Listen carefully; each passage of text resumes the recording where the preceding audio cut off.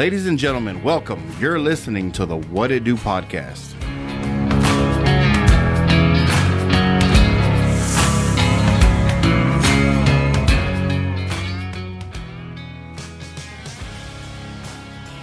Welcome back to another episode of the WID Podcast.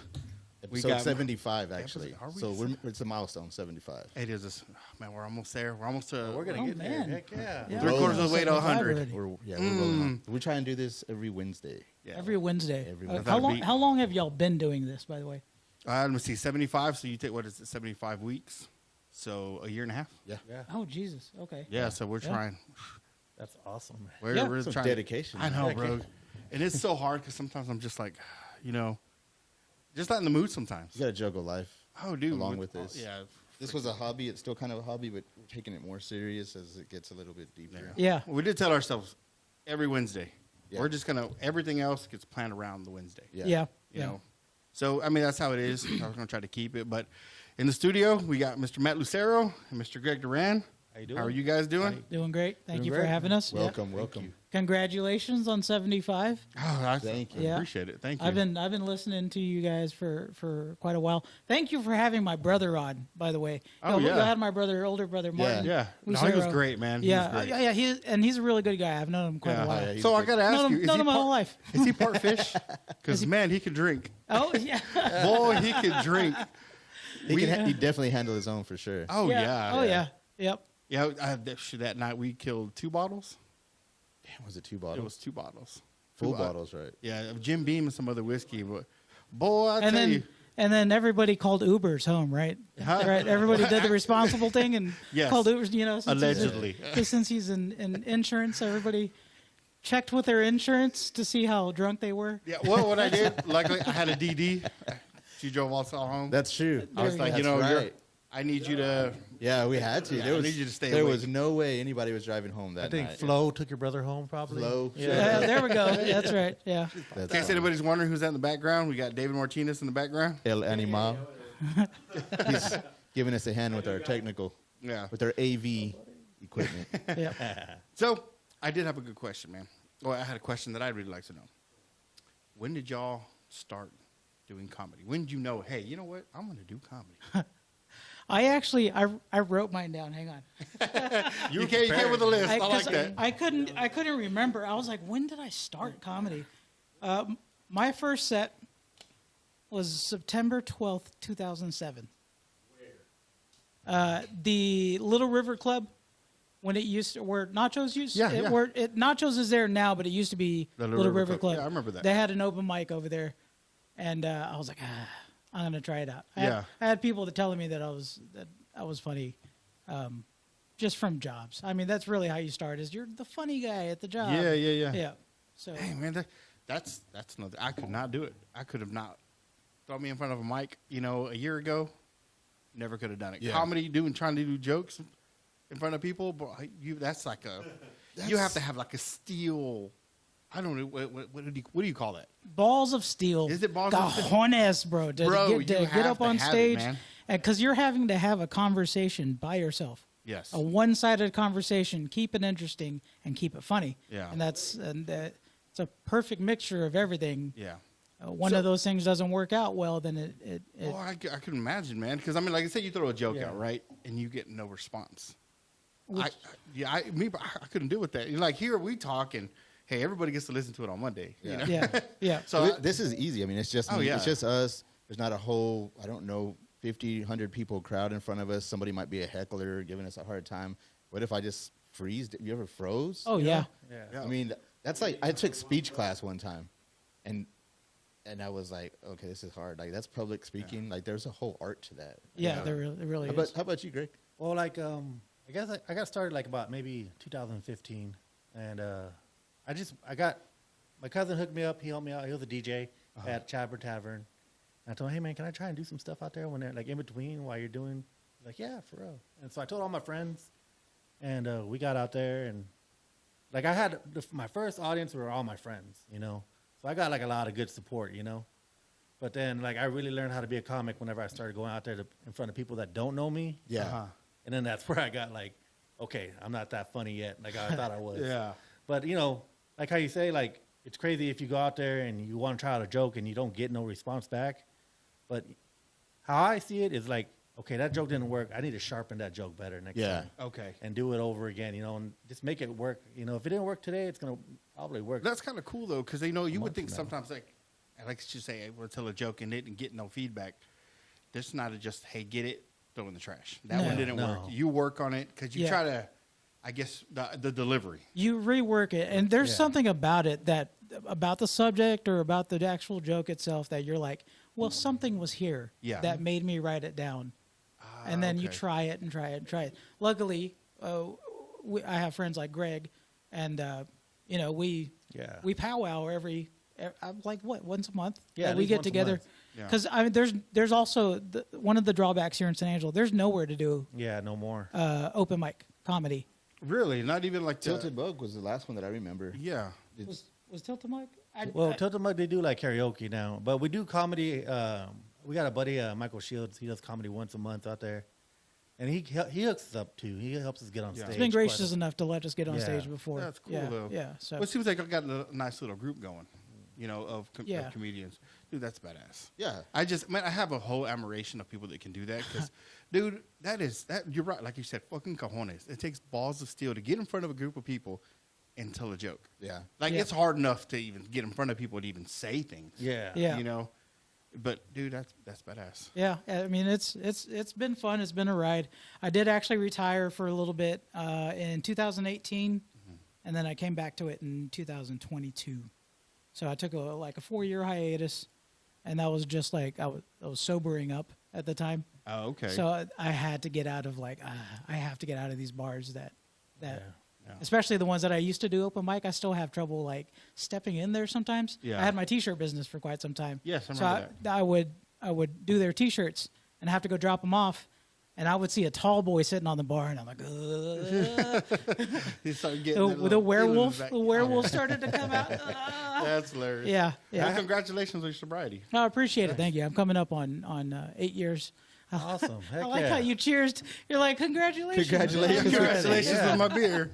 Oh, hey, that reminds me. I actually brought a gift for you guys. Oh, goddamn. Look at that. Nice. What is it? Thank you. I knew y'all were in your new studio. Okay, now you're making me look bad. No, well, no, didn't bring anything, Greg? it actually evolved. Greg. It's one of Greg's koozies. Yeah. Okay. I'm a hot cousin. You're a hot cousin? Yeah, that's like one of my jokes. It took a long time for me to get it right, and Show the camera, Oscar. yeah. There you Here we go. go. Yeah. Is it out of focus? There you go. There you go. The motivation was whenever I told that joke, I guess it went good so great in Odessa, and there was this one girl, she just yelled out, "I'm a hot cousin," and I was like, "That's gonna be a shirt, Hell That's yeah, gonna be yeah. a shirt." Was she a hot cousin though? You know what? Yeah, She's okay. Yeah, she's all right. And we're all hot cousins, right? Man, yeah. Especially you're that right. guy. Look how ripped that dude is out here. I know, man. God dang. I need to put a camera just Antonio like Vendetta is back there, dude. He does, doesn't he? He does look like Antonio Banderas. That's hilarious. Poor Antonio missed out, man. It should have been David Martinez. Right? The steel-toe cowboy. Yeah. Hell, I was about to ask something and I totally forgot now. Never mind. It wasn't important. That was all bullshit. Yeah, it's bullshit anyway. Well, that's cool, man. So, of course, we went to high school together. Mm-hmm. How did everything go after that, man? Like, it's a weird question because He's doing comedy. Yeah, well, I know he's doing comedy now, Yeah. but I met some people that you run into people that you went to school with, Right. and it's a whole fucking story to where they got out of high school because at that time, who knows what the fuck they're doing? Yeah. Who really knows what they're doing? Right. Yeah. And then I've had somewhere it's like, I moved to Spain for a little bit and Oh, talked yeah. about that whole thing. And then, hey, I was fucking traveling cross country for the past 8 years. And I'm like, yeah, it's cool, man. Where were you living? He's like, dude, I was living in the back of a van. I was just running and That's running. it. I was like, dude, you were doing the whole Kung Fu thing, the David Carradine, huh? You were just wherever you go. Yeah. And I'm like, I guess I can. That's kind of cool. I wouldn't want to do that. Yeah. So what did you? I mean, right out of high school. I was just kind of floating around, working job to job. But still didn't I feel like I didn't have a whole lot of focus during high school on what I wanted to be, and that never really left after high school. But after a while, I was like, oh, maybe I want to pursue going to film school. So I actually moved to Austin. Man, I forgot what years it was that I wanted to go to film school, and so I could try to be a director. Okay. Just even doing commercials and doing little skits and sketches and stuff like that. It was still very comedy involved. But that's where I started to learn some stuff with Photoshop. I went to film school for about 3 years.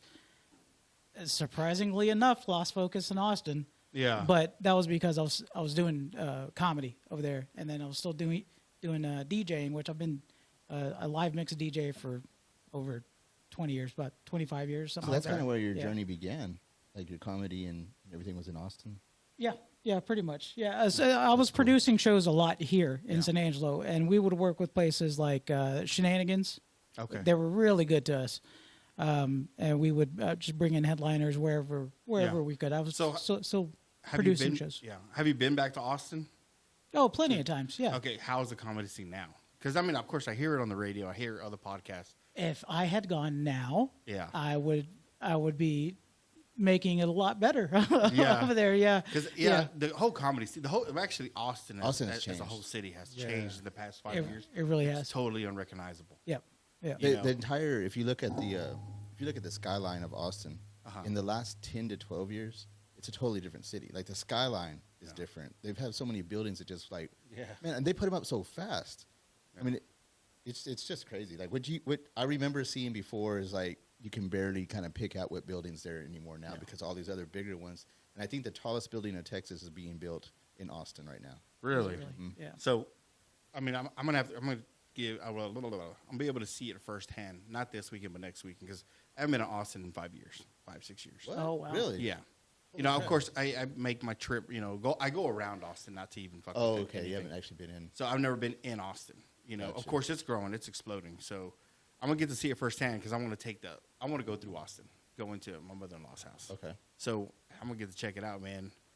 I mean, I'd hate to see it because that's where she's at now. It was country. It was all country, and Yeah. now it's just covered in houses. Now you're gonna have to hit a little stretch of 35 going right through Austin, and before you get That's off. always fun. Oh yeah. Before you get Can't off wait. on, I forgot what freeway that is. It has all the toll roads, which is also fun when you hit all those tolls. I can't remember what highway that is, but going through 35 is. Yeah, the toll bills too. It comes in and it's 46 cents, and then you set it down somewhere and you forget about it and you check it again in a month. It's And it's like $30. it's like $40. Yeah. It's like, oh Jesus. How is that not robbery? I have a $30 one sitting on my, Do you really? it was like Dude, $1 something. Come on, when man. it- Pay your I like that. I It's, know. I like that it's still sitting there. It's not even. Is it taken care of? It's still there. Matter of fact, I just looked at it before I walked out the door today. That's I'm like, yeah. oh, you're like, I there's hope that somebody bill. doesn't mention this on the podcast. No, like I'm jealous of Austin right now because like I ran into some comedians from out there, and I would ask them like, how often do you get to like practice, do your shows or whatever? And there's guys out there that be like, man, I get to do maybe like 5 shows a night. And I was like, oh my goodness, I would No love kidding. that. Just It get really on is a mecca now I to would where love to you do can that. do that much stage time a night. Yeah, and it's Yeah. like okay, on boom, boom. on a Wednesday or Oh my or, God. No or kidding, Thursday, just- like during the week. Oh, Yeah. Damn, no shit. Yeah. Just So to show up and knock out. because Joe Rogan has his Comedy studio. Mothership. Yeah, the Comedy Mothership. They have big headliners over there. He's that talking have about killed- opening up a second one. Is he really? Yeah, I wouldn't be surprised. They also have Yeah. another place over there called the Creek Cave. Okay. That's kind of another kind of small. It's not underground. It's like another club, but and then they also had Cap City Comedy Club. Okay. What? No, is it LOL? But they were doing the Vulcan too, right? Wasn't that another? The Vulcan's one too, yeah. Oh yeah, the Vulcan. I forgot about the Vulcan. So right now it's a mecca of stand-up comedy over there. Joe Rogan lives over there. Tony Hinchcliffe, Shane Gillis. I actually heard just moved. Roseanne just No moved over there. kidding. Yeah. Dang. Then you got Ron Juan. Ron White? Ron White, that's been there for quite some time. So it really is stand-up comedy wise. That's where I should have been. Yeah. That's where I was hoping I was moving to before it was even. It's not too late, man. Yeah. No, I'm good. I'm good here. Yeah. Well, I mean, you could turn this place into something. It may not be an Austin. You know what I mean? It's Could be a a lot stepping of stone. it's a lot of pursuit, and it's a lot of ambition that I just don't have the ambition for anymore. This guy does. Producing shows is an entirely different beast. Yeah. Really? Yeah. It is. Yeah. Hey, so what's involved in to do something like that? To produce shows. Yeah. I mean, like it's just, getting your talent organized, all your guys, and you're kind of like, you're getting everybody organized. You're making sure you get the venue. You're making sure like just selling tickets, printing posters. Yeah, everything. Getting the graphics done for the show, being responsible for everybody's time. Yeah. And then on top of that, I still want to do my set. Yeah. Oh, yeah. I still want to get my stuff. So you're doing all that? Yeah. No kidding. God damn, this guy's. And write. I mean, you got to jack of all find time to trades. write and come up with new material because you constantly want to be growing too. Yeah, so, I was doing pretty regular shows with what was the taco place? Raina's Tacos. Raina's Tacos. We were doing that quite a bit. Okay. Out there, and we Man, were getting set up. they had some lit shows out there too. And God, I remember that summer show. That there was a crowd that was like shoulder to shoulder people. Yeah. And all the comedians that were going up were just knocking it out of the park. Yeah, we were doing great out there. Yeah. Was it outdoor? Yeah. Man, Oh, that's that little cool. house right behind that. Yeah. That's where they used to have their taco show. Oh, okay. Yeah, and she helped me out so much. Oh man, I really wish she would have kept it open because like we were partnering up like she would help me out with like so much.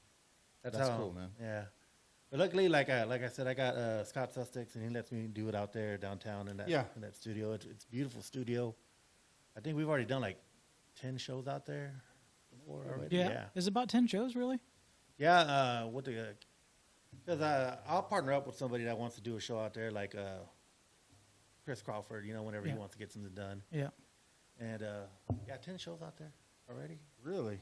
Dude, that's bad. That's So- badass, yeah. So after high school, when I first started pursuing this, it felt like I was one of the only ones, especially trying to produce shows and get all this stuff together. There is somebody, Alex Rios. Good God, man, that dude is He's funny. Yeah, he is so funny. Okay. But he doesn't jump up on shows as often. But God, he is a killer on stage. Yeah. Yeah, he is That an name sounds absolute familiar. monster. It seems I've like heard that name. like some people, their personality comes out when they get on stage versus some people they freeze up when they get on stage. It's funny because sometimes it's a personality that's on stage, only on stage. Only on stage. You know what I mean? Yeah. And off stage, it's a different. Yeah. Different. I get that. It's Yeah. like just a different outlet. It was like, Yeah. let me just let it all out. Yeah. Kind of like whenever Beyonce says she like, what did Sasha she say? Fierce, bro. There you go. Was that- There you go. Know that, bro. How'd you not know Sasha Fierce? I just know that, Okay, that she has Beyonce this personality. is the queen. All right. Yeah. I like that you didn't go with Dr. Jekyll and Mr. Hyde or anything manly. You're like kind of like when Beyonce becomes Sasha Fierce, bro. Exactly like when Exactly, boss. Because that bitch is the bitch. Calm She's the down. bomb B, okay? Take it easy. Like, I'll go ahead and go on the record and say that I think Beyonce is the shit. I'll say it. She is real badass. Yes. I'm like, She's not- How about her country music? okay, hold on a second. I didn't mind her country music. I did country radio for a while. I DJed country radio, and like, it's on par with everything else that's coming out that's country. Pop country, yes. Yep. I totally, Yeah, pop I country. totally agree with you there. I'm Radio. more, what do you got? Dirt road Red country? dirt, yeah, Red Texas dirt. country, There stuff you like go. that. Yeah. I'm more of that. When she came out with the Texas country, her country, I turned it off. Well, what do you think about Post Malone doing his country? I don't mind. Oh, I don't mind yeah. Post Malone. Right? Doesn't he sound natural doing country? He sounds like a. He's got a song with Morgan Wallen, I think. Yes, he does. Yeah, Yeah. he's got. I had some help with Morgan Wallen. He's got one with Blake Shelton. Yes. He had his first country feature was Noah. Noah starts with a K, but it's called Dial Drunk. That was a really good country verse from Post. And then he was on a Hardy's mixtape. There's like a country mixtape that Post Malone comes out. He does a Pickup Man by Joe Diffie, Oh, no which is a kidding. classic, and he fucking nails it, bro. Oh, dude, he's good. God, Golly. he's He's good. Yeah, good. he's definitely good. At You know, what when he does. I first listened to his, was it Cadillac and Bentleys? Was the first was something Beer bongs and Bentleys. Beer bongs Yeah. and Bentleys. Yeah. When that first came out, I was like, I got the song, I got the album, and I thought it was fucking great. Yeah. Yeah. I was like, dude, this is a guy fresh out of nowhere. I guess he had a real big hit with White Iverson. And then I think that's what made And him. I remember when White Iverson came out, he mentioned, "Hey, I might do a country album someday."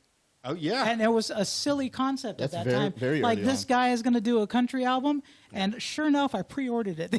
no kidding. No, I didn't pre-order it quite yet, but, No. Not yet. but yeah. No, there's a lot of talent out there, man. And but with country, Of course, more of the red dirt, more of the unheard. What's that one guy, man? He has a real deep voice, and you see him, you're just like, you wouldn't expect that kind of voice out of him. But anyways, I don't country remember his singer? name. Yeah, country singer. Culture Wall. Is it Culture Wall? Anyways, but there's a couple of them, man. I get real deep into this because I like country. Not really a fan of the borough country because I just feel like I can't relate to it. Florida, You know, you don't like Florida Georgia Line? No, Yeah. I can't do I it. think that's considered like bro country. Is it? That's, Really? that's pop country for sure. Yeah. Pop country, yeah. Yeah. So no, I don't do any of that. But I mean, back to what we were talking about high school. I was just because I know we're kind of all over the place on this one, but I like how it jumps. yeah, that's what we do. That's kind of our stitch Yeah, here. no, we just I like jump it. from. I like it. We'll be talking about UFOs and conspiracy theories later. ADHD to the max. Up Oh in here, yeah, bro. to It's the like max. squirrels. Squirrel. Because He's gonna be like, anyways, you owe me like $20 for that one time. Whenever we're at the game. you remember that one time I bought you lunch? Right in the middle of the podcast. Yeah, let's do it. Yeah. No, because the reason I was saying, man, because I mean, I got some younger cats that listen to the podcast, Yeah. you know, and of course they're just fresh out of high school. They're my daughter's age, you know, and they know I do a podcast, so they listen to it, and we've kind of had these small conversations of, man, I don't know what to do out of high school. Oh, I was like, what do you plan on doing? Do you plan on, you know, going to college, doing something? What do you plan on doing? And I can relate to it because I didn't know what I was going to do. I mean, who really knows? Yeah. Have any idea? At what 18 years old, you have no idea. Yeah. I mean, of some course, do. Some do. some do. They're yes. blessed because I definitely did not. Yeah. Well, I knew Well- that because I kind of pushed my kids that way. I pushed my kids to a point where it's like I got a daughter who's going to become a pilot, you know? So I pushed her Nice. that direction. I'm like, because you don't know where you want to be. I was like, you know what? At least this way you can have a secure future. If you don't, I mean, go and get your license, get everything you need, you know, finish your college. And if you feel like that's not something you want to do, go pursue something else. You have a backup plan, For sure. you know? So that's where I pushed my kids because I know when I got out, my dad was all like, oh, go to the Marines, go to the Army, you know, join the Yeah. military. And I'm Yeah, like, yes. Well, y'all know, of course, know my brother. He went to the military straight out of high school. Yeah, pretty much straight out of high school. And I was like, whenever I saw that, I was like, well, I'm not doing that. yeah, that's not for me. Yeah, no, I understand. 'Cause, I've been little and mouthy my whole life, and I was like, I Yeah. can't really. yeah, I can't do authority. Nah. No. It's sir, yes, sir. Like, I Well, was like, yeah. well, maybe. I didn't even do good in was it ROTC? Oh, I was no. like, I can't do. Yeah, no, my hormones are all over the place. I'm like, yeah, it's a cute redhead over there. Let me try college, and that also work. did not go as well as I Yeah. wanted it to. I passed bowling, and that was about it. That was my only credit. That's it. Hey, that's hilarious. And you, what about you? First of all, if you don't mind me asking, how old are you? I am 40. 40. Okay, yeah, we're the same age. Yeah. I like that. damn. Hey, easy, bro. Easy. Do I look younger how or old are you? older? No, He's like 45. We don't talk bro. about that. Oh, okay. I don't get to ask those sort of questions. I'm on the 43. podcast. I'll tell you what right now. If you really grill him, he'll start saying malarkey and those kind of words. Do I look 43? I don't know. Maybe. The best joke I got that works with our age group right now. I always tell people, like, I could tell you what I was doing back in the day to what I'm doing right now. Because I can remember, like, back in the day, having a MySpace. You remember MySpace? I remember Hell yeah, I MySpace, remember yeah. MySpace. And now we got something called a My Chart. You know? Yeah. Oh my god, dude. So it's like, golly, man. That's funny because I just looked at mine before. Yeah. I look at mine every day. You really? I check mine like it's a MySpace. Yeah, I used to check for likes. Now I'm checking my cholesterol. You know, it's all right. You know, I'm like, how was the test results of that stress test that I took? yeah, for real. My doctor's my best friend now. You know, so Getting older sucks. We chat. Yeah. Yeah, I wish my doctor was my best friend. She's cute. yeah, right. No, but out of high school, I'm I just was- kidding, babe. Just kidding, babe. No, but out of high school, I was just like, I went straight to work. I was a mover for like 15 years. And then like slowly and surely got into retail with Walmart and everything. And I've been doing that ever since. Okay. A mover, that's tough work. He's still a seems mover. like So somebody, yeah. we moved recently, and Greg's the one that helped me Yeah. move. It was like, Poor take guy. his advice. He's the moved, professional. I moved everything. Matt didn't do nothing. He really Yeah. did. I would like turn around and turn back around, and Greg had the couch all the way up, standing up by itself. Dude, I could have I was used like, you "But here. that has a bed in it. I How don't did like to you-" tell people I moved because they're like, "Oh, wait, can you help me move?" I'm like, no, man.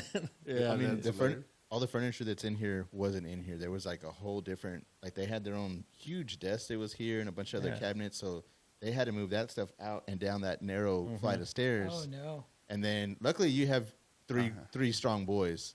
Yeah. Because this is a heavy desk right here. Oh, I bet. Yeah. This thing is solid. That one over there, it's pretty heavy, but not as heavy as this thing. This thing's solid. Need to say that day I didn't do shit.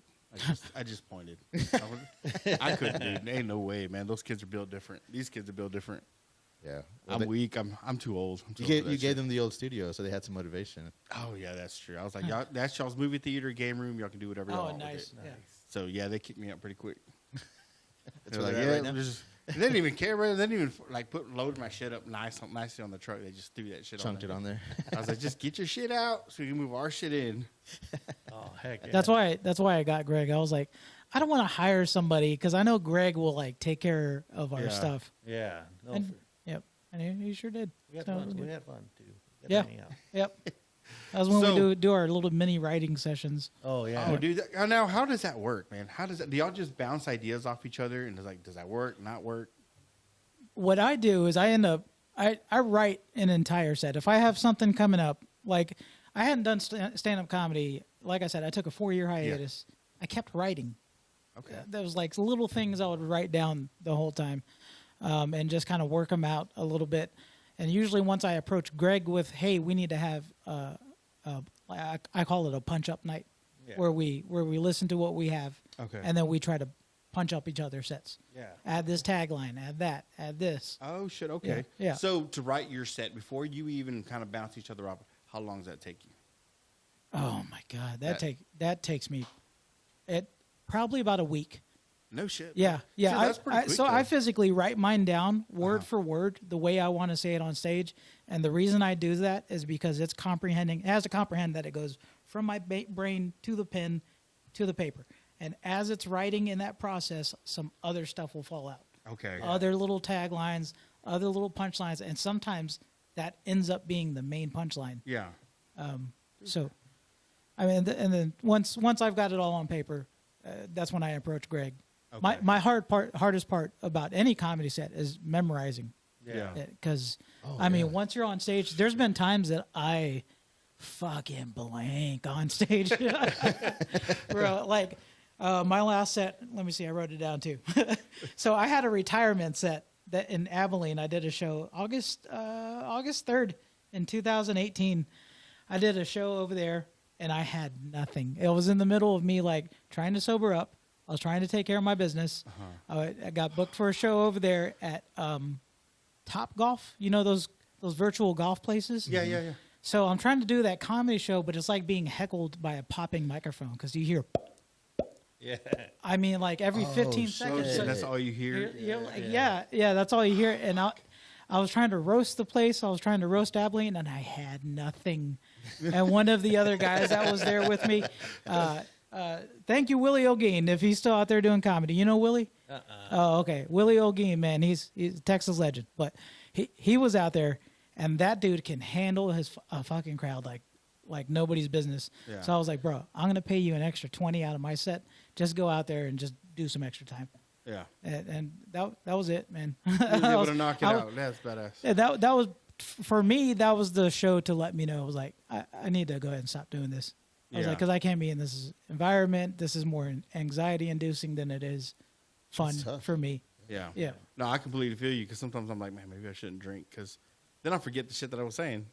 It happens. Or that one time I smoked weed and I was just like, what was I talking about? Oh man, I had to carry that one, and I'm like, oh, here we go. Because I'm staring off into space and I'm like, We had a guest come on, and he had some I don't know what you call it, synthetic, I guess, synthetic, and boy, he wasn't himself because he's been on before. Very talkative guy, like real quick witted and everything. He was stuck, bro. He was there. That's why to this day I'll apologize to Corey Driscoll. Man, our episode because I smoked. Did you have Simo? Yeah, we had Simo on, yeah. and I smoked, and I was so out of it. I was just like, Jesus, I'll never. Did you smoke that day? Yeah. Oh, that was that day. Yeah, and I was like, I'll never do that again. That was okay. That was actually a pretty good day to do that because Corey's a professional, man. He really is, man. He almost carried our show for us because I would just like bring up subjects, especially about music, and he would just take off with it, man. And I was like, cool. Yeah, we he were made done. our job easy. Yeah, we were done. I went outside and I laid on my trampoline. I'm like, you idiot. You idiot. I was sitting there staring at the stars. I'm like, you idiot. You just need to stop. Simo's really good, man. He's great, man. He's extremely knowledgeable on music. And he's just great. He's the Mac at what he's doing. But the radio stuff, man, he's been doing it for, I swear, it's 10, 11 years. Just truly a master at radio. Yeah. Oh, Yeah. no, he's great, Yeah, man. yeah. And then, of course, when, I was sitting there talking with him, and then he does everything remotely. He does all the commercials. He Yeah. does. It was so mind-blowing. I was like, dude, how do you have time to take care of all this? Yeah. Yeah. But then again, I mean, you're on, you were on the radio, Yeah, right? I was on 106. I was on 106, you the were same with them. radios. He was gracious enough to give me a job Okay.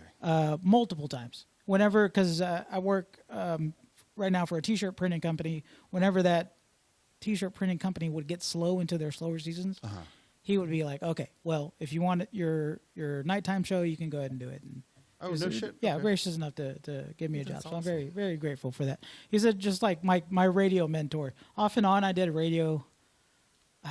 It was maybe like 7 or 8 years or something like that, man. But so Yeah, I remember the times you were on the radio, and then I was like, man, we're going to have him on. I'm going to get schooled again. I'm going to get schooled again. I'm just going to sit there and be like, oh, I can't get my words out. I'm going to jumble bullshit. yeah. So, Yeah. I mean, of course, we're just new at this. I keep saying it after a year and a half, because it's Are we it's- still new, Wait, really? wait, It's wait a a second. scalable- it's You're on episode 75. 75, yes. Yeah, that's the one you got to stop saying you're new. No, You know I'm not. I refuse. Right. Because that's just my scapegoat. It's a not crutch. until you get to episode 100. 200. Yeah, you got to write that down on your manifestation journal. I got to do that. Well, 'cause- we did an episode with the Back of the House podcast, another local Oh, yeah. podcast, and I think we were right at 60, I think, or 64, one of the two, and they were like, well, they say once you hit 60 episodes, you are a real podcaster. You're And I was legit. like, are you just telling me that, or? I'm like, but I don't Is that feel like a really real podcaster at all. I feel like I got the imposter syndrome. Oh, I get 'Cause that I'm all like, the time. what am I doing? I wake up in the middle of the night time, I'm like, I think I'm fucking up. I had that the whole time. I had my business. I had imposter syndrome real bad. I'm like, man, I don't know what I'm doing. Yeah, like, How to- who am I? Yeah, Who I think I yeah. am. Yeah. And especially whenever you have your own business, your identity gets tied into it a lot. Yeah. So I mean that happens with anything. Even with comedy, my identity got tied into it a little bit too much to where it was like, whenever I stopped, it was easy for me to kind of pass that identity crisis onto my business that I was doing at the time, and that became my identity. And then when that stopped, I was like, oh shit, what do I do now? Yeah. What, am I just a company guy, or like I just Yeah. have a regular? So I went from having my own business for almost 6 years Yeah. to now working 9 to 5, and it felt amazing. Yeah. See, and I had this whole, after I shut mine down, who am I? Yeah. Who am I? What do I do now? What do I do now? I don't understand. Do I go get a 9 to 5? I mean, where do I go? How do I do this? I was just lost. I was just like, oh, I don't. Yeah. What now? What now? I don't understand how to do. I was like, dude, you literally did all kinds of shit. Construction, all kinds of work, and I'm just like, yeah, I literally You have too many options now. Oh yeah, I don't do I have do? too many options because it's just like you're lost. You get lost in your own sauce, Yeah. And I sat on the couch and I did a gator row in a blanket, and I'm like, okay, I just what now? I look like a fucking earthworm in my bed on my couch. I'm like, I don't know what to do now. Fucking COVID, god damn you, COVID was bad for everybody. yeah. Man. Yeah, It was man. bad. And I didn't. I guess you say I didn't recover. I just moved on. Yeah. I'm like, one day I was just like, everything's shut down. Nothing's going on. I'm like, I got a mower. Let's go cut some grass. Yeah. I need something to just Yeah. take my mind off of being at home that Yeah. everything just went to shit. Yeah. At that time I was like, oh, how do I pay my house? How do I do all that? Yeah. And luckily people were out there, thank God for them, that they needed their grass cut. Yeah. Where they were getting their money, I don't know. Some COVID relief, I guess. Yeah. That was a weird time. Yeah. Dude, it was- Really? I think I knew that's whenever I wanted to be a comedian, because like before COVID, I was getting some decent momentum going on doing comedy. And then COVID happened, it shut down it all for all of us, Yeah. And then like I think I was getting like withdrawal symptoms whenever I wasn't going up on stage. I was like, man, I want to do something. And like, luckily, we found a few places that wanted to do comedy, but we had to be like, put a condom on the mic and everything, and everybody had to do, you know, social distancing. Social distancing. And I had a few friends that were doing the Zoom comedy shows, you know. Oh, that's weird. Yeah, weird. So it was like, there's no feedback. there's Yeah, no feedback I at all. never did the Zoom comedy. wanted- This is when I was checked out of comedy. Still, I was still on my retirement. I'm like, nah, I'm good. I'm glad I. If we ever have another COVID 2.0, God, hope we never do. not. Hope we never do. I'm gonna take that. That's some good advice right there, man. I'm gonna set up a mic outside. I'm gonna set up some speakers. I'm like, Yeah. do a show in the parking lot. We'll put a tip jar way far. That's how it happened. Yeah, I did the show in the parking lot. I ran it into Scott, and we just got to socialize with other people, man, and hang out with different people. It was great. 6 feet away though, right? Yeah. Dude, those. But if it does happen again, I'm just going to start an OnlyFans this next time around. there was you know? That's what. See, It's just pictures of his beard. Yeah. There was a guy with that- little chips. that had a trailer, and they were doing this thing where they were doing like birthdays. Like it was somebody's birthday, and so he'd have the whole DJ and everything set up on this trailer. They'd pull Oh, up in yeah, front of man. somebody's house. That was Raymond Rivas. Yeah, Was that? really? Yeah. Yeah. That so was that was cool. Raymond Rivas and the drummer from West Texas Funk, Riley Ramos. Okay. And I think Tammy was actually involved with that at that time That too. was making me but so man, happy that was watching that. That was golly, cool. they That had was crazy. that was cool That to was to very watch cool. that Yeah. go on. That was Like, man, I'm glad somebody's doing something because it feels like a fucking ghost town. it was spreading joy. The only way Yes. that we could at the time to have a mobile party. I out even there have like on my that, man. That was- Instagram where they set up at Nachos. Oh, did they yeah. really? Yeah, and at that time they were only doing food to go, and Oh, we sat okay. there in that parking lot, man, listening to the music. It was fucking great, man. That was amazing. Yeah. especially during that. I was like, time. I'm coming back tomorrow. We had to create our own normalcy of Yeah, like yes. this is supposed to feel like a club. Yeah. Again. This is supposed to feel. I'm like, the one time I wanted Jehovah's Witness to knock on my door, and they're not coming around. I'm just like, golly. I like this guy. He's just You know? throwing out them zingers. Like, where's that guy? Where are they at now, man? You know? I was like, come on, you guys don't want to talk? I want to hear about your story. I want So- to hear, I I wanna hear now. about Jesus. So I got to mention like after I was kind of retired from comedy, and I would still go watch stand up comedy here and there. I still watch it on TV a lot, but I would go watch it live. Greg actually sent me a couple of videos. I left them on red. That's funny. I'd never responded to it for like 3 or 4 videos. And I And saw then, that, and too. I then was like, yeah, "He and then hasn't one seen it night yet." I ran into him out there, and he was doing the show at Tilt-A-Mug. We had gone to go watch it, and I did see the ambition in him of going out on the road. That's the main thing. Yeah. Going out on the road and doing these little podunk towns Yeah. for no money, or producing your own passionate. shows. Yeah, it's real bad. Yeah. Producing your own shows. That's what kind of made me like. I saw him doing it, and then we work with another comedian named Mario Salazar. Oh, yeah. Big shout out to Mario Salazar. He Yeah. was the first one to take me on the road. Okay. He had a show coming in, and I was like, all right, I think I'm ready to get back on stage. So it was a mix of Greg pushing, just Greg producing and Greg kind of pushing, and seeing another guy You that were doing had the same for me, man. You that. were doing the same for Well, me. he had the ambition that I just no longer had. I was like, if this guy can put a show together, and then I can hop on his show. I'll do that. Yeah. Well, it was a nice little spark, man, because it was somewhere to go. Yeah. I was like, someone's setting it up, someone's getting it ready. Heck yeah. And I mean, that's what you need. Sometimes that's what you need. Just to be able to focus on the actual comedy itself. Yeah. Yeah. Because that's something kind of we do with some of these other podcasters. You know, we've had them on, they've had us on. Yeah. And it's kind of crazy. Boost 'cause- each other up. Yeah, you got to do that, man. You got to Yeah. create your little community of people that can help each other out. Yeah. And Yeah. they do, man. They're nice guys. Oh Super yeah, nice great guys. to him because they share our stuff. Matt Contreras shares our stuff. You know. Oh there's- yeah, and man, that's another guy that I don't know if y'all have had him on yet. No. But golly, I'm so proud of that guy because Oh, he yeah. had such a good bounce back. Yep. I mean, Oh, yeah. because his whole ordeal was kind of public, and then he truly made lemonade out of those lemons.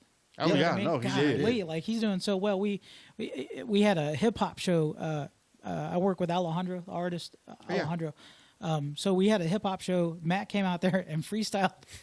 Oh, You wouldn't expect it, but man, he came out there and he freestyled, and it was just a fun time. Yeah. to have He him seems out there. like he's got a lot going on. Like he seems like he's really because he has his podcast. He has the morning show and an evening show, the Soup. Yes. And then I've actually seen him go like live to locations and record stuff. It's like, well, he's all in. Like he is all in. I don't know how he finds the time. Yeah, he really is. He's all and in. he was another fellow business owner. I used to do his T-shirts whenever he had Fit You. Yes. Yeah, he had that place. He even had a place before that. I did the T-shirts for them as well. So I knew Matt quite a while. Yeah. And to see him bounce back just the way that he did, and he's doing better than he would have done over there. Oh, yes. You know what I mean? Totally. Yeah. I'm so glad he pulled away. I mean, that whole deal happened because it needed Probably to happened happen for a reason. Oh, yeah. It needed to happen. Maybe not in the same situation, but he needed to pull himself away from that place. Yep. That tabloid. It is what it is. Yeah, unfortunately, I do follow them just because, I mean, that's how I get some of my news. Yeah. But, yeah. hey, I mean, I won't throw anybody under the bus, but I'll throw it in there. I'll edit it in. No. We'll turn off all this stuff and talk shit for 15 minutes. There you go. We can turn it back on. No, I'm just okay. kidding. I did it all out. Yeah. It's like a quick therapy session off camera. Yeah. It's perfect. No joke. I know you got one. He's like, Greg's like, I'm waiting for that off-camera opportunity. Yeah, that's off-camera opportunity. I'll get one next one. On the next. On the next So you got one this Monday. No, Saturday. Saturday. Is it both of y'all? Well, he's got one. I've got one on Saturday. Okay. They're at the Marshall Pint with Matt Farrell and Wayne Morris. Gatlin Sanders, who is actually from radio as well. Yes. Yeah, and he's starting to do stand up. I haven't gotten to see him yet, but I'm super excited to go see him. Well, I'm super excited because I'll be there. Oh, well, Yeah, really? I'll be Perfect. there. I'm Yeah, definitely hell going to try and yeah, make man. it too. I'm not positive I can make it, but I'm going to definitely try to make it. I'm going to take the wife for a date night. Oh, man. It'll be good. All right. I'll be happy to mess with y'all in the crowd. Okay. Maybe Never mind, I'm not going. I'm not ready for all that. No, I'm just kidding. He's going to be like, those guys from What It Do are here. Everybody say boo. Y'all need some more work. I was like, we're trying. I wish there was a group we could get with where I need to be able to speak better. Oh, like a speech. Support group. Like AA or what? Yeah, something like that. It was like,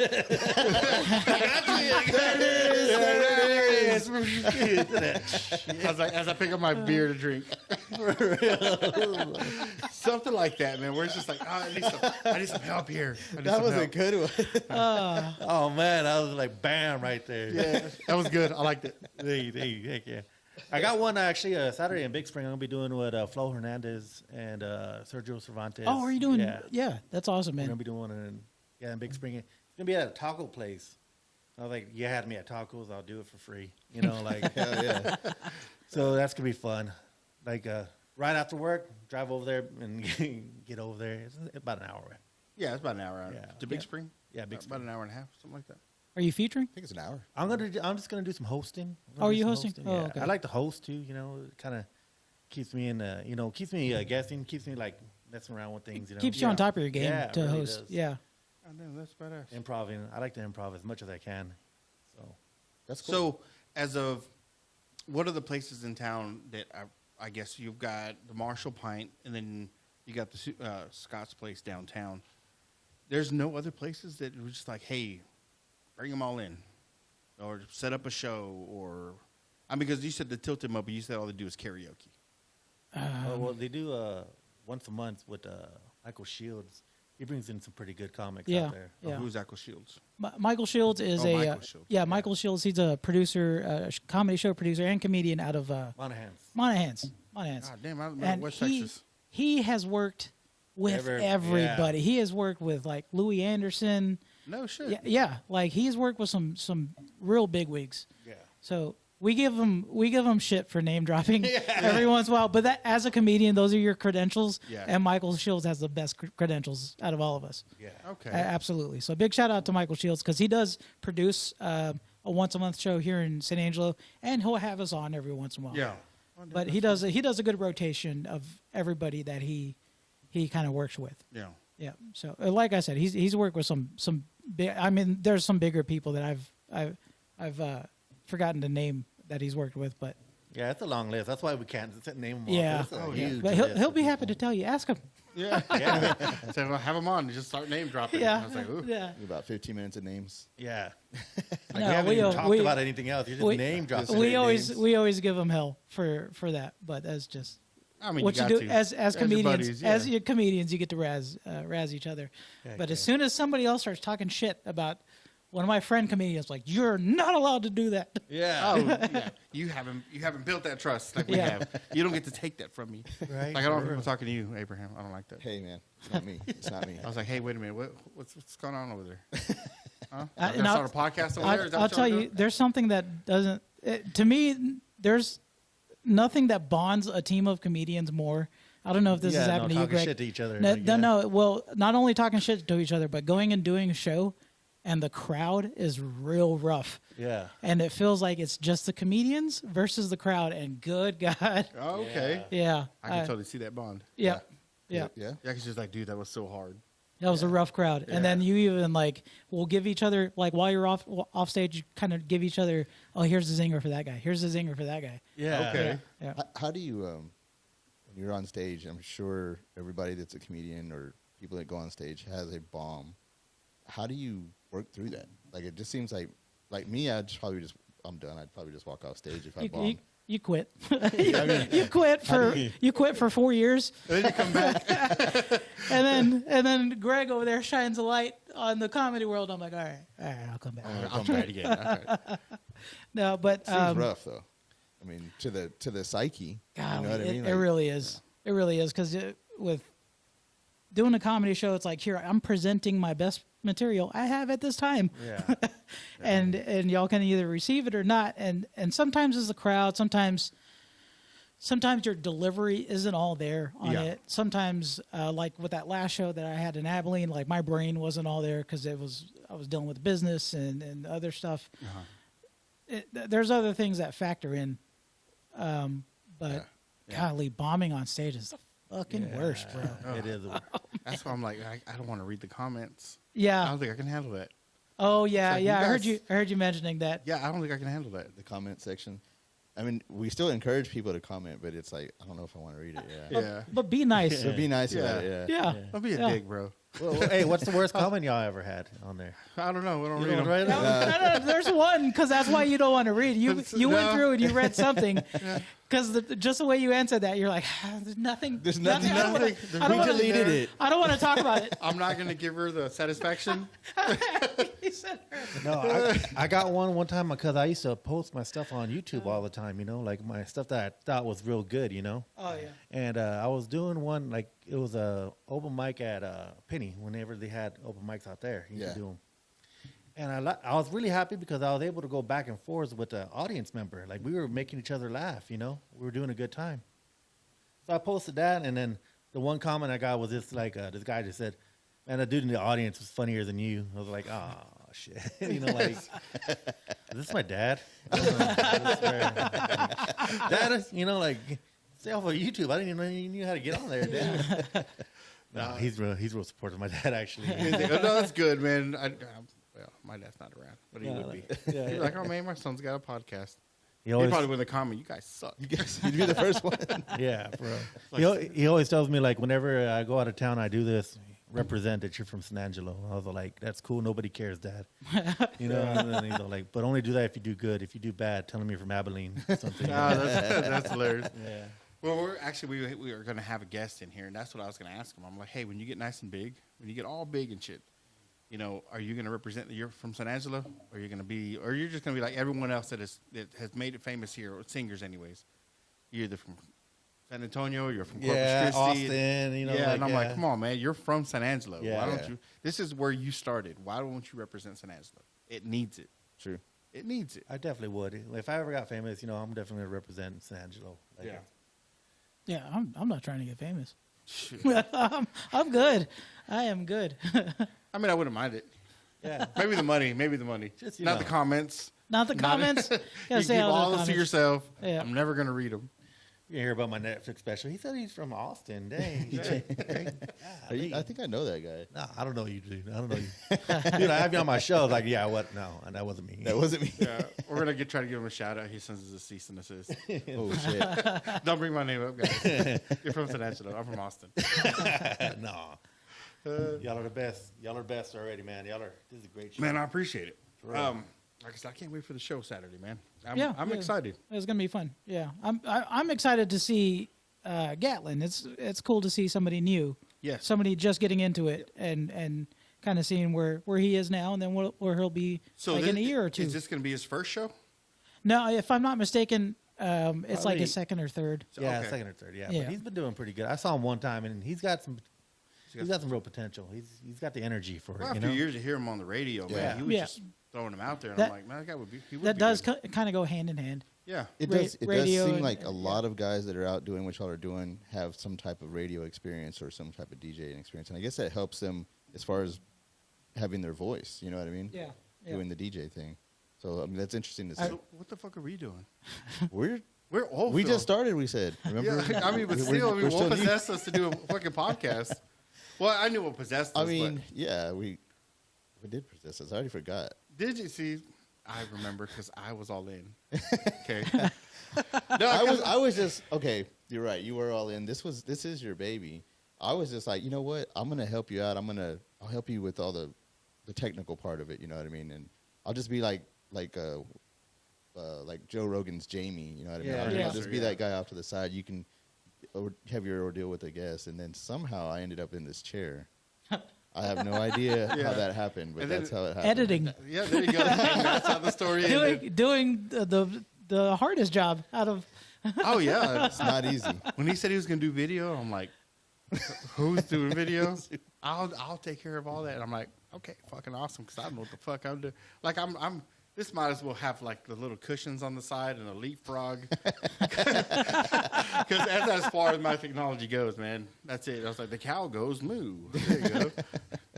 That's it. It's not fun. Like, it's definitely a lot different than what I thought it was going to be. It's a lot of time consuming shit. This little setup that we have right here that we're trying out today with this video switcher is definitely going to make it a lot easier. Yeah, that is pretty neat. It's definitely going to make it a hell of a lot easier. He's actually playing Candy Crush on that thing. Yeah, I don't know if y'all knew solitaire. that. See, like right now, I just lost focus. Oh, wow. Oh, See you that? did? Yeah. But I'm going to switch to somebody else. I'm going to go fix it. Oh, okay.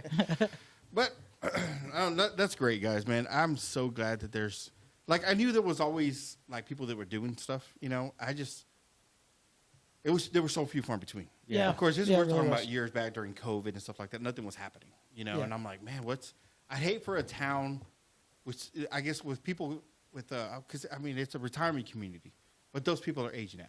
Yeah. You know, you got we got these new people coming in, and I would just like for there to be more stuff for people to do. Yeah. Yeah. You know, absolutely. there's just not enough. Yeah, we got a splash pad now for the kids and stuff like that. You know, but downtown's turning into a ghost town. It is. Again, It yeah. really is. I Yeah. DJ a lot downtown, and I mean, there's like 2 of the bars that I DJ'd at. They're closing down, and I was like, oh man. Really? Yeah, it's really. I don't Yeah. know what's It's going a on. scary thought, man. It's Yeah. just like, then what now? What do we do now? You know, Yeah.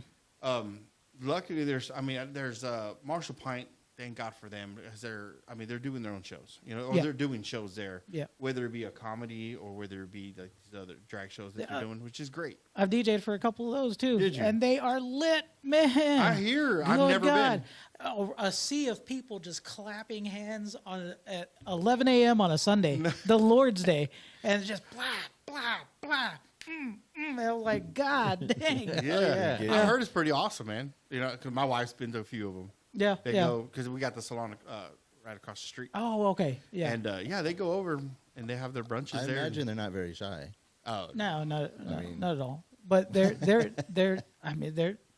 fun shows. They're actually Oh, kind of yeah. cool. Yeah.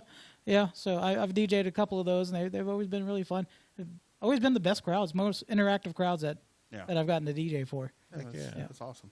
That's awesome. Like we need more. We need more. You're right. Guys, we need more. Stand-up comedy, it would be really good for us to get somewhere that does consistent stand-up comedy at least like one really, really, really good show like once a month or something like that. Yeah. That is, the venue is made for comedy.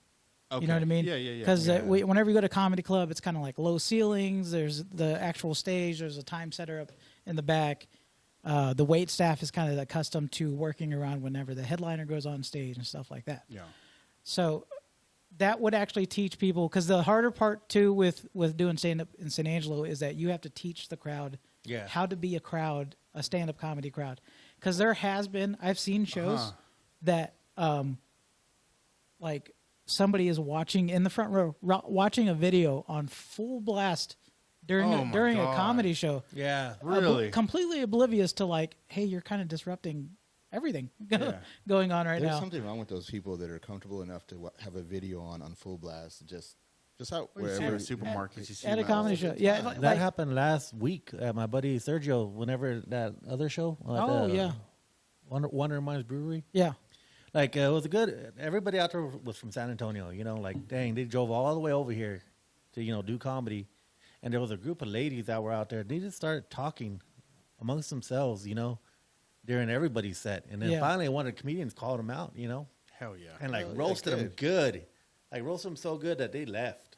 Oh. They left. That's good. Hell yeah. But one of the girls came back, you know, she came back to talk to Sergio. And Sergio was thinking, oh, man, maybe this chick likes me because she's kind of like just coming, like... This girl is like telling off Sergio, and this is like, y'all are a bunch of dumbasses. And like, hey. He's like, you're the one sat through our show, bitch. Yeah, why'd you come? You paid to come out here. This is an audience for comedy. You know, this isn't your time to just catch up with your friends right now. You need to respect the comedians that are out there, and, you know. Oh, no, definitely. You don't need a crowd of cackling chickens. It was beautiful whenever like that one comedian got them all out of there. It was amazing. I can't remember the joke, but it was like. Those sort of moments too. Oh my goodness! Because I was too busy chef's laughing. Kiss, you know what I mean? I was just too busy laughing the entire time. I was like, "Yes, this is what needed to happen." Yeah, that's crazy. Because I would have never thought that you need to teach a crowd how to be a crowd for stand-up comedy. Yeah. But still, there's other. I mean, like people go to concerts, they're used to having their phones out and all that stuff. So you can see where it kind of comes from. Yeah. And especially that we do have regular stand-up comedy here in San Angelo, but it's still at the point that we're still teaching the crowd to be a crowd.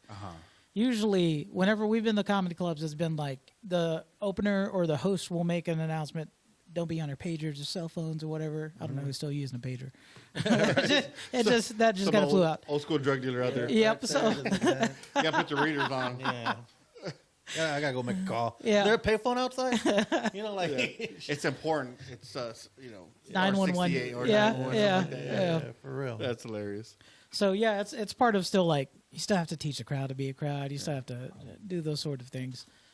Okay. So, but yeah, it's just all kind of part of it. There's like no fast way to get to it.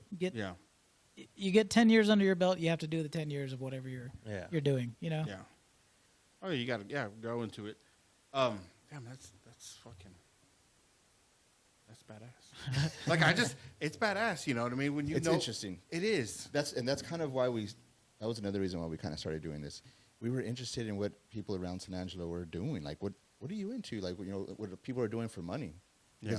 When you were cutting grass, you said you would go to like people's houses. Oh yeah. And you're like, I was mind blown how what people are they made doing money for money. You know, it's it's not 9 to 5s either. Like, it's like I'm at your house. I'm here twice a week to cut your yard. Right? Yeah. You don't leave your house. However you make your money, you're doing it inside. I said it before, and I'll say it again. One lady, I did call it out. And I'm like, well, she does OnlyFans.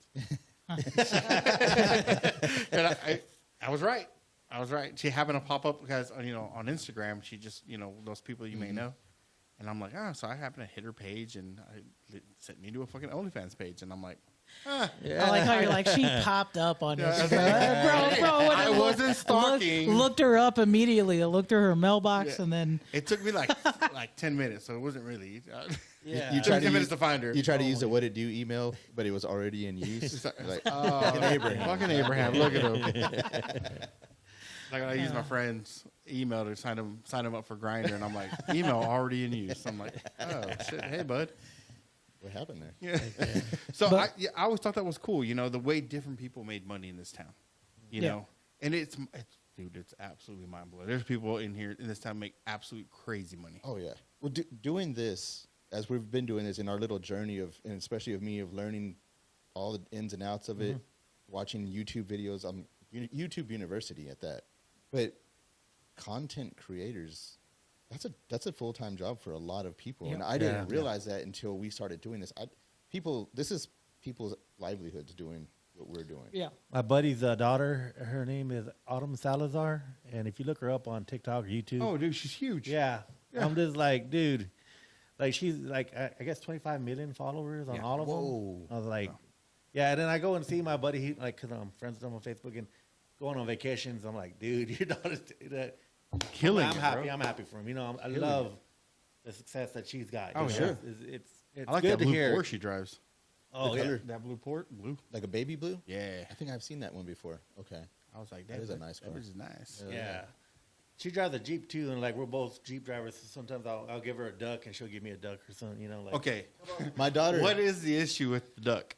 Because I think it started during COVID somehow, like as a way of a game between Jeep owners. Okay. Like oh my bad if I. No, you're good. make Go too ahead. much Go noise. ahead. But it's like started off like tag, you know, like you've been ducked, so you got to go and get somebody else, you know. Okay. But then after a while, just everybody got into it, so now we're like getting all these collection of ducks on our dashboards, you know, and it's just like it's just a thing, you know. Like even during the holidays, they got like Christmas ducks and St. Patrick's Day ducks, and they got one of Trump right now of him, like you know, it's the dang Band-Aid. Yeah. I'm like, you know what, I want that. I just want it. You know, like, Yeah, I always wondered because I mean it's only with Jeep Wranglers or any Jeeps. yeah, any Jeeps. Yeah. Any Jeeps? Because I was watching this video on this one lady, right? She's like, I bought a Jeep, and it was that one of those small Jeeps. Like a Liberty. Yeah, like a Liberty, right? And then she wasn't getting any duck love, you know, so she got all butthurt. She's like, oh, I thought I was getting part of this community. Turns out it has to be, you know, our Jeep Wrangler or a Jeep something, but apparently not. Oh, well, I guess they just weren't giving her any love. Isn't there even a wave or something like that? There's like a certain Jeep wave, I think you're right. I think oh, there is. Twinkle Fingers or something like that. Twinkle fingers. no, Spirit fingers. Spirit fingers. No, it's just a regular way. Just be like, hey, what's up? You There, know. look, pull that closer. Oh, sorry. No, yeah, it's just like a regular wave. Just like, hey, what's up, guys? You just wave at each other. We all just wave at each other. That's a special Jeep wave, is just waving at each other. And they're like, hey, we It's both because got it's you. happening in a Jeep. I kind of Yeah. miss it when I was riding a motorcycle, man. Everybody waves. Everybody I used to waves. I used to ride a Harley, Sportster, and we would be like that, you know. Yeah, just Yeah. off to the side, or we see a cop. Oh, Oh. yeah. Okay. Oh, yeah, You yeah. The tap signal. yeah, you tap Let them know the there's a helmet. cop. Yeah, that was fun. And I'm like, oh man, I kind of miss that community. I got out because I was like, I almost got killed twice. Oh man. So I was like, Especially in this town. oh no one else driving this town. Yeah. Boy. Do you still drive your Harley? I don't have it no more, but I only fell off of it one time, and that was it. But I got back up, and Okay. like, hey, go. Yeah, no. The one time that I just kind of gave it up, I was headed to Bronx, and this bird came out of the bar ditch, Ooh. and boom, right in the helmet. I just took a Oh, dove right to man. the face. Oh, my Really? goodness. Oh, yeah. Ooh, good Lord. At what, And 75 miles an hour? 75 80? miles an hour, man. It happened to just catch great, and just bam, caught me in the helmet. And I just started seeing stars, man. I couldn't see shit. So what I That did, was it. I put my boots down on the road, and I put my head down on the gas tank, you know. And I'm like, all I focus on, like, I just let go of the gas, let go of everything. I'm like, just try to keep yourself balanced. Yeah. I hope I don't go into the bar ditch, you know. But that's what I did. I just let go of everything. You're just like, oh, if I fall, I fall. If I fall, I fall, you know.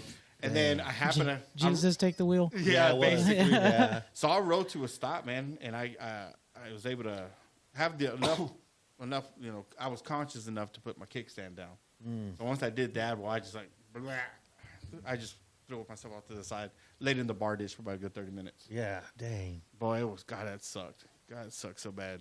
And then, of course, the other one was going down right here on Santa Rita, Okay. and the old lady just It's been a few times I had some close calls. One was on Sherwood Way, right there where I guess Sunset crosses over, where you have like Best Buy and everything. Yeah. I always make it a habit. I count to 4. If I'm at a stoplight, before I take off, I just count 1, 2, 3, 4, and then I go. And I'm glad I did, because every time I'm there, man, they just like fly through. Like they just try to, like, it's clearly been green for 4 seconds, and boom, there goes a truck. Yeah. Or there goes a car. I'm like, bro, had I been like one of those people that just wants to take off immediately, Yeah. bam, I'd have been dead. Yeah. So, yeah, no.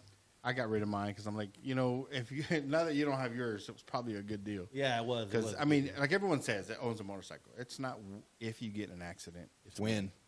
And who knows how bad that wind's going to be? Yeah. Whether they just take out your front or you just get plowed under some 18-wheeler. Yeah, I had my fun. Luckily, I didn't get into anything too crazy. Like I just fell off my bike one time just because somebody I was going straight and somebody was turning left, didn't see me. I was like, so I'm like getting out of the way and I jump a curve just to get out of the way and I lay it down the bike and I was like, I bent my whole front rim up. Luckily, one of my cousins was real good at fixing a bike, so he fixed it back up for me. Oh, that's good to have. Yeah. Goddamn bike mechanics are expensive. Yeah. Harley parts are expensive. Oh my goodness, they're so expensive. Like I guess I just ordered the rim and the tire, and he put it all back together for me. Yeah. That's a good person to have right there. Yeah, he's all like, I had to test drive and make sure everything was good. It's like, oh yeah, where'd you go? He's all San Antonio. I was like, oh, okay. He went on a road He's trip. like, you good to go? Yeah, no, do it, man. Shit. All I ride is mini bikes now. That's all I do. Little 5 horsepower motors. That's I was at Tractor Supply earlier today. I had to get some parts, and they had like 4 or 5 mini bikes parked out front. And I love those things. Cool. Hell yeah. Whenever I go out of town and they have like those scooters that are on the side or those mini bikes, I'm like, man, I just want to get on one of those and ride around for a little bit. Oh my goodness. So And especially the electric ones, and they're okay. I've kind never of done almost those. a motorcycle. Yeah. Those are real neat. Oh shit. That's the closest I can get to feeling like I'm on a motorcycle. Yeah, I got on a 'cause scooter, electric scooter. I can't. My feet can't reach on a Harley, man. I need to be on a Vespa. Oh, or those other ones, the Ruckus, the Honda Ruckus. Have you ever seen those? Dude, those things are sweet. I haven't seen that. Yeah, they're kind of a little more sporty scooter. Oh, okay. Still gas motor. Okay. I want you to get one of those, and then I want you to wear like a Sons of Anarchy vest, while you're doing it. Hell yeah. Just as long as it goes with my scarf. Your ass caught. The hell is he wearing a vest and a scarf and no shirt? On a Vespa. Flailing in the wind. Yeah, Looks real weird on his Some Vespa. jean shorts and some chaps. Yep. There we go. Hell yeah. No, I mean, there's a guy in San Angelo who's just started a San Angelo mini bike club. Really? Yeah. Oh, man. So I'm all over it. I got my kids all excited. They just finished rebuilding one of the mini bikes that we got. I rode one of them, and I don't know what you did to it, because you modified that thing. Yeah. So he modified it. He was like, try this, because I pulled up when they were going to do a podcast, and he's out there, and they're riding it. Yeah. And, man, that thing was torquey. I thought I was going to fly off that thing, because it just, like picked up, man. I was like, whoa, this is how much horsepower is this thing putting out? Because it had some. took the governor off. I was about to say, took the governor off. I made sure that somebody should fucking run, man. It will run. I think I got that little thing about 55, 60 miles an hour. That's crazy. Lord, yeah, that's too crazy. fast. I thought the tires aren't even ready to go that fast. They're ready Probably for like not. 30 miles an hour. Hey, can you I get a could've DWI on that thing? Oh, hell Yeah. yeah. Oh, hell yeah. You get one on a bicycle. Yeah. Really? On a bicycle, yep. Oh my goodness. Well, we got chastised for driving the golf cart around the neighborhood. Cop pulled up. He's like, "You can't have that on." I was like, "Look, that's legal. It's under 50 cc." Yeah. Well, he read my ass a new one. Really? Oh yeah. He's like, "I'm gonna write you a ticket," and I'm like, "I literally live right there, dude." Yeah. When I said that, I gave it gas. But yeah, no. I like that. That was Greg's first concern. Wait, can you get a DW out of it? Yeah, I want to make sure, Yeah. Just in case. You never good to know. know. No, especially nowadays, man, dude. Yeah.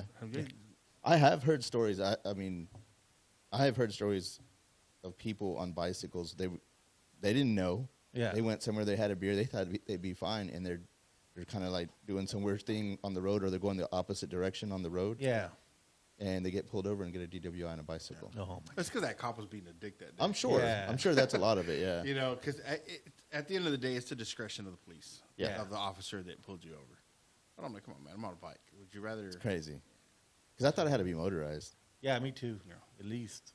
Like, here's another one. If you're drunk and you get in your car in a parking lot and you put your keys in the ignition just to listen to the radio. Oh, DWI. yeah. That's it. That's You're all it takes. operating that vehicle. Yeah. Wow. Man.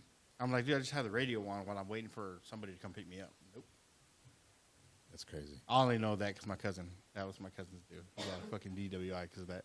Oh man. Yeah, he's like, I was just sitting there when it was Grams. Oh, okay. Oh, Good Lord. Grams back in the day. Yeah, dude, he was sitting in the parking lot. He's like, I just turned. He goes, I waited for somebody to come pick me up. I was sitting in the car. I was like, well, I'll wait. I'm going to listen to the radio. Shit, I wonder how much revenue the San Angelo Police Department lost when Grams closed. Oh, a lot. A lot. I mean, because there was a lot of people that would get arrested at that, coming from that place and just trying to get in, the fights that would happen. Man, yeah. What was it, like place was wild. 5 clubs under one roof or something like that? Yeah. 6 clubs? I think at the end it was like 6 clubs. I saw a couple fights there. You were one of them. I'm just like, okay.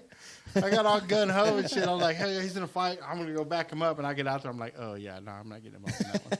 Dang. But yeah, I mean, I'm sure they lost a shit ton of money. Oh, yeah. But see, that's when I noticed that there's this weird fucking thing that San Angelo does. So it'll go great for a little bit, like it was Grams. We had Grams, we had other little bars, and then they kind of died off. And then there's nothing for a couple years, and then the downtown scene came, and it just blew up. Yeah. And then now it's going away. So I think in the next 5 years, it'll be back. Well, it's funny because I think what they did was they modeled downtown after Austin 6th Street. To where everybody would go kind of bar hopping, and nobody would really stay in one place. And then there was even a time that they would shut down the block. I remember that. You remember that? Oh, yeah. did they really? Yeah, they would even do that. Didn't they make it where you could walk down the street drinking in open containers? Yeah. But Well, if you had to be in so many blocks. Yeah, yeah. Like that. Here downtown. I mean, they did that. They modeled it after 6th Street downtown, and then 6th Street's not like that anymore. Yeah. Yeah, because I went down there recently, and not to go party or anything, but I was like, this isn't the same where people go and bar hop. And then now it's like people that need to go and stay and drink, and if they even do that. Well, I mean, of course, there was people that fucked it up. They fucked up the whole vibe. Yeah, for everybody. They did. If you ever do go back down to 6th Street, don't go to the one that we all grew up going to. Go to the park called E6. Man, I've been over there. Yeah? Yeah. Because there were kind of some hipster bars over there, but there was like a few that we stopped in. There was like badass DJs going on. Yeah. There was E6. Rainy Street used to be okay, but like way back in the day. I wouldn't recommend going there now because supposedly they have the Rainy Street serial killer. Oh, really? Yeah. Now they won't admit that there's a serial killer, but everybody that I talk to that's from Austin is like, yeah, there's a serial killer. Oh no. Yeah. Yeah. Oh, and Rainy Street? Yeah. Like, they haven't caught anybody yet, right? No, but I want to say about a month ago, another body popped up. No shit. Golly. No, I'm good. And it's always the same profile. It's always like a guy. I can't remember if they're all. I think it's like a mix of straight guys and gay guys because there is a few gay bars on Rainy Street, but it's like they're targeted. It's not women that are being targeted. It's dudes. Yeah. And the bodies are being found in that town lake right there, Lady Bird Lake. Golly. Yeah, I better stay away because I'm a sweet piece. Yep. Yeah. There you go. If I see you taking pictures on Instagram, I'm like, get out of there. Get out of They're going to get you. Get out of Rainy. I see the bar that you're in. Get out. Get out now. There's a gay dude in the background. He's really looking at you really hard. Yeah, he's like watching you right now. I could see him in the picture. He's got a serial killer look in his eye. Right. We've talked about it before, I think, on the podcast, but there was a video that was going around in probably Facebook, Instagram, TikTok. You know how they have the mounted police on 6th Street? Mm-hmm. And so, like, as they get closer to, like, 2 o'clock in the morning, they start patrolling and start telling people to go ahead and go home. Of course, those horses got to take a shit somewhere to be in the street. Well, there's this chick that is fucking wasted, and she lays down in the fucking shit, and she starts doing turd angels. Oh, my God. And everybody's just like, what the fuck? Everybody pulls out their phone. They start, recording her. The cops they're not going to fuck with her. She's covered in shit. Covered in poop. Yeah, man. I was like, that's 6th Street now. Yeah. Nice. Yeah. Nice. Aww, and also, if you want a definition for rock bottom, that would that's there. that would have to be it. Yeah. She was just one of the patrons. She was walking around, and she just happened to get drunk. Yep. Okay. And just I decided. didn't know if it was like maybe a homeless person. Just decided, I like snow angels. Maybe shit angels are the same thing.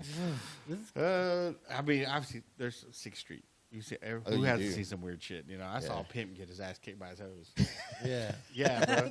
Because They had enough. yeah, it was because they ended up in this parking lot right off of 6th Street. Yeah. And I couldn't tell you what it was. I was just happened to see this 2 people arguing, right? And all of a sudden, he boom slaps her. Fuck. He didn't make something about not making enough money that night or some shit like that. Yeah. God damn, she didn't have it. Boy, she lit him up, and then the other hose came out. Oh man. Well, they beat his ass. They were just tired of it. Yeah. That was the straw that broke the camel's back right there. Well, they broke his back. Yeah. And I was like, Good for them. Good for them. Yeah. Really? At first I was like, oh, this motherfucker just, he's beating up on women. Then they beat him up. I'm like, perfect justice. Yeah, for real. Street justice. There you go. It's great. I mean, of course, I haven't been there in years, man. Yeah. It's So not I what- don't, it's I not don't what know you what remember. I don't know how that's gonna affect our downtown. Like, I mean, if 6th Street's not even the same, then our downtowns. It's just pandemic affected everything. Sure Yes, did. it absolutely did. And then, of course, I think the over patrolling, over policing of downtown, where it's It like, makes it like a trap. it does. Now they started, policing the parking. Now they Yeah, that's and right. I'm like, dude, you hadn't done it in years. Actually, there wasn't even a department. There was nobody there to do it for years. And the only reason I know that because You know somebody. I know somebody down there. Like, dude, they're not going to give nobody tickets. Their signs are up that you can only park from this hour to this hour, but there's nobody there to police it. And then, of course, they had that whole meeting where Brenda Gunther was all like, why aren't you writing enough tickets? Yeah. Because apparently they had to subsidize some of the police department's funding. Yeah. And she wasn't too happy about that. So they ended up writing more fucking tickets. I'm like, hold on, you're actively going and, I mean, you're That's where they're getting their money from. yeah, that's what they're getting money from, but it's like you're actually going out and trying to. These people, they're hardworking people, man. You're trying to find problems. Yes, Yeah. there you go. Yeah. And it's bullshit. It's Yeah. bullshit. Leave it alone. Yeah. Yeah, and then in turn, like you said, it causes problems for businesses because now people are like, oh man, they're doing that now. I'm not going down there no more. Yeah. And so that reputation starts to spread, and less people are going to become patriots down there. Yeah. So that's business lost, all because of All because of that That shit. All bullshit. because of the policing. yeah. Right. So we got the salon downtown, and my wife was like, "What do we do?" I guess what is it, 2-3 hours of parking that you can actually stay there? Something like that. Yeah. Well, some of these hair colors take 3-4 hours to do. What are Yeah. they supposed to do? Go outside and move their car? That's ridiculous. That's true. Yeah. And they're like, oh, we just, have them put a piece of paper, said they're getting something done, right, on their windshield. And then I was like, those cops aren't going to get out of, they're not going to get off their little card. Yeah, because don't they just go like behind it and then like Yes, they and then check something? Yes, that's all they do. So once that ticket's written, they're not going to go and be like, oh, there's a note. Let me rip up a ticket. Yeah. Because then that's on them.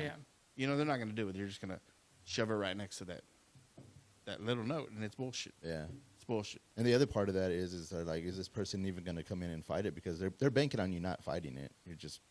They're going to pay. I mean, if you're going to fight it, it's probably going to cost you more than just the time alone to go up there and try to fight it Over a parking ticket. over a parking ticket. Yeah. So dumb. So how much is a parking ticket? Like $100? Who knows? I don't want to know. For real. Somebody fuck around, find out. Yeah. I can't afford that. Anybody listening, let us know if you've gotten a parking ticket in the last year or so, how much it costs. Kind of curious. Leave it in the comments, but leave it nicely. Yeah, leave a nice Leave a comment. nice comment. You don't have to comment on the show. Yeah, be He's easy just on asking us. you how much the parking ticket costs. Right. Like, hey, guys. If it's anything else, I'm going to delete it, all right? I just want prices. That's all I want. I don't need my feelings hurt so early in the morning because that's when I check my... That's when you check your comments. That's when I check the analytics. I'm like, I'm gonna step aside for a second if you don't mind me getting me a drink. No, go ahead. Knock yourself out. There's another tea if you want another tea. Oh, I'm good. I Okay, appreciate 'cause it. I know you can drink unsweet tea. Dude, yeah. Not my favorite, but it's supposed to be healthier. Doesn't taste like it. Or, I mean, it does taste like it. Well, Meanwhile, you're three beers deep, and I love it, bro. yeah. Oh man, this is just what's crazy is I can literally down a 6-pack and not feel anything. I gave you that koozie, and you put it to work immediately. Yes, sir. Yeah, I do appreciate the koozie. Oh yeah, no problem. Yeah. I'm That's my very first merchandise I ever made. No kidding. Yeah, like because homegirl made them for me. Like she was out of her garage and everything. She made them for me like that, and that was the very first merchandise I ever made. No kidding. She had the printer. I guess she printed it all out. Yeah, she's printed it all out and everything. Man, that's badass. And then I recently had more merchandise made, but that was like the very first batch. It's funny. I did stand up for 10 years, Yeah. and I never had merchandise made for my comedy, and I did merchandise for a while. Yeah, I know, so you right? figure like both of those would have mixed at some point. Right. Nope, never. Yeah. I never made. I have my DJ shirts now, but it's like no, I never did anything for comedy. With comedy, you have to have like a funny joke, funny enough to put on a shirt. Yeah. and then the shirt still kind of be funny by itself. Yeah. No. Oh yeah, I had the shirts. The shirts, they were good too. Yeah. Man. Yeah. Well, I want to make some shirts for the podcast, the studio. We got to quit giving our ideas away on while we're on the podcast, because I we do that all the time. I'm sure somebody's like, yes, another one. Yeah. That's actually a good one. What do you think about for the ideas since we're talking about it? Oh, here we go. Yeah, I'll tell you after the podcast. I'll do a little graphic design. Yeah. That's right. there you go. Yeah, because Do you still have all your equipment? My printing equipment? No. No, I sold it off. I was ready to.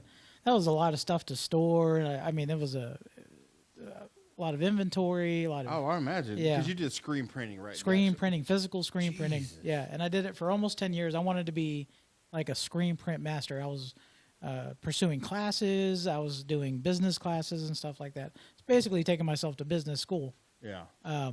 And then the pandemic hit, and I was like, I just went out. Yeah. No, I don't blame you.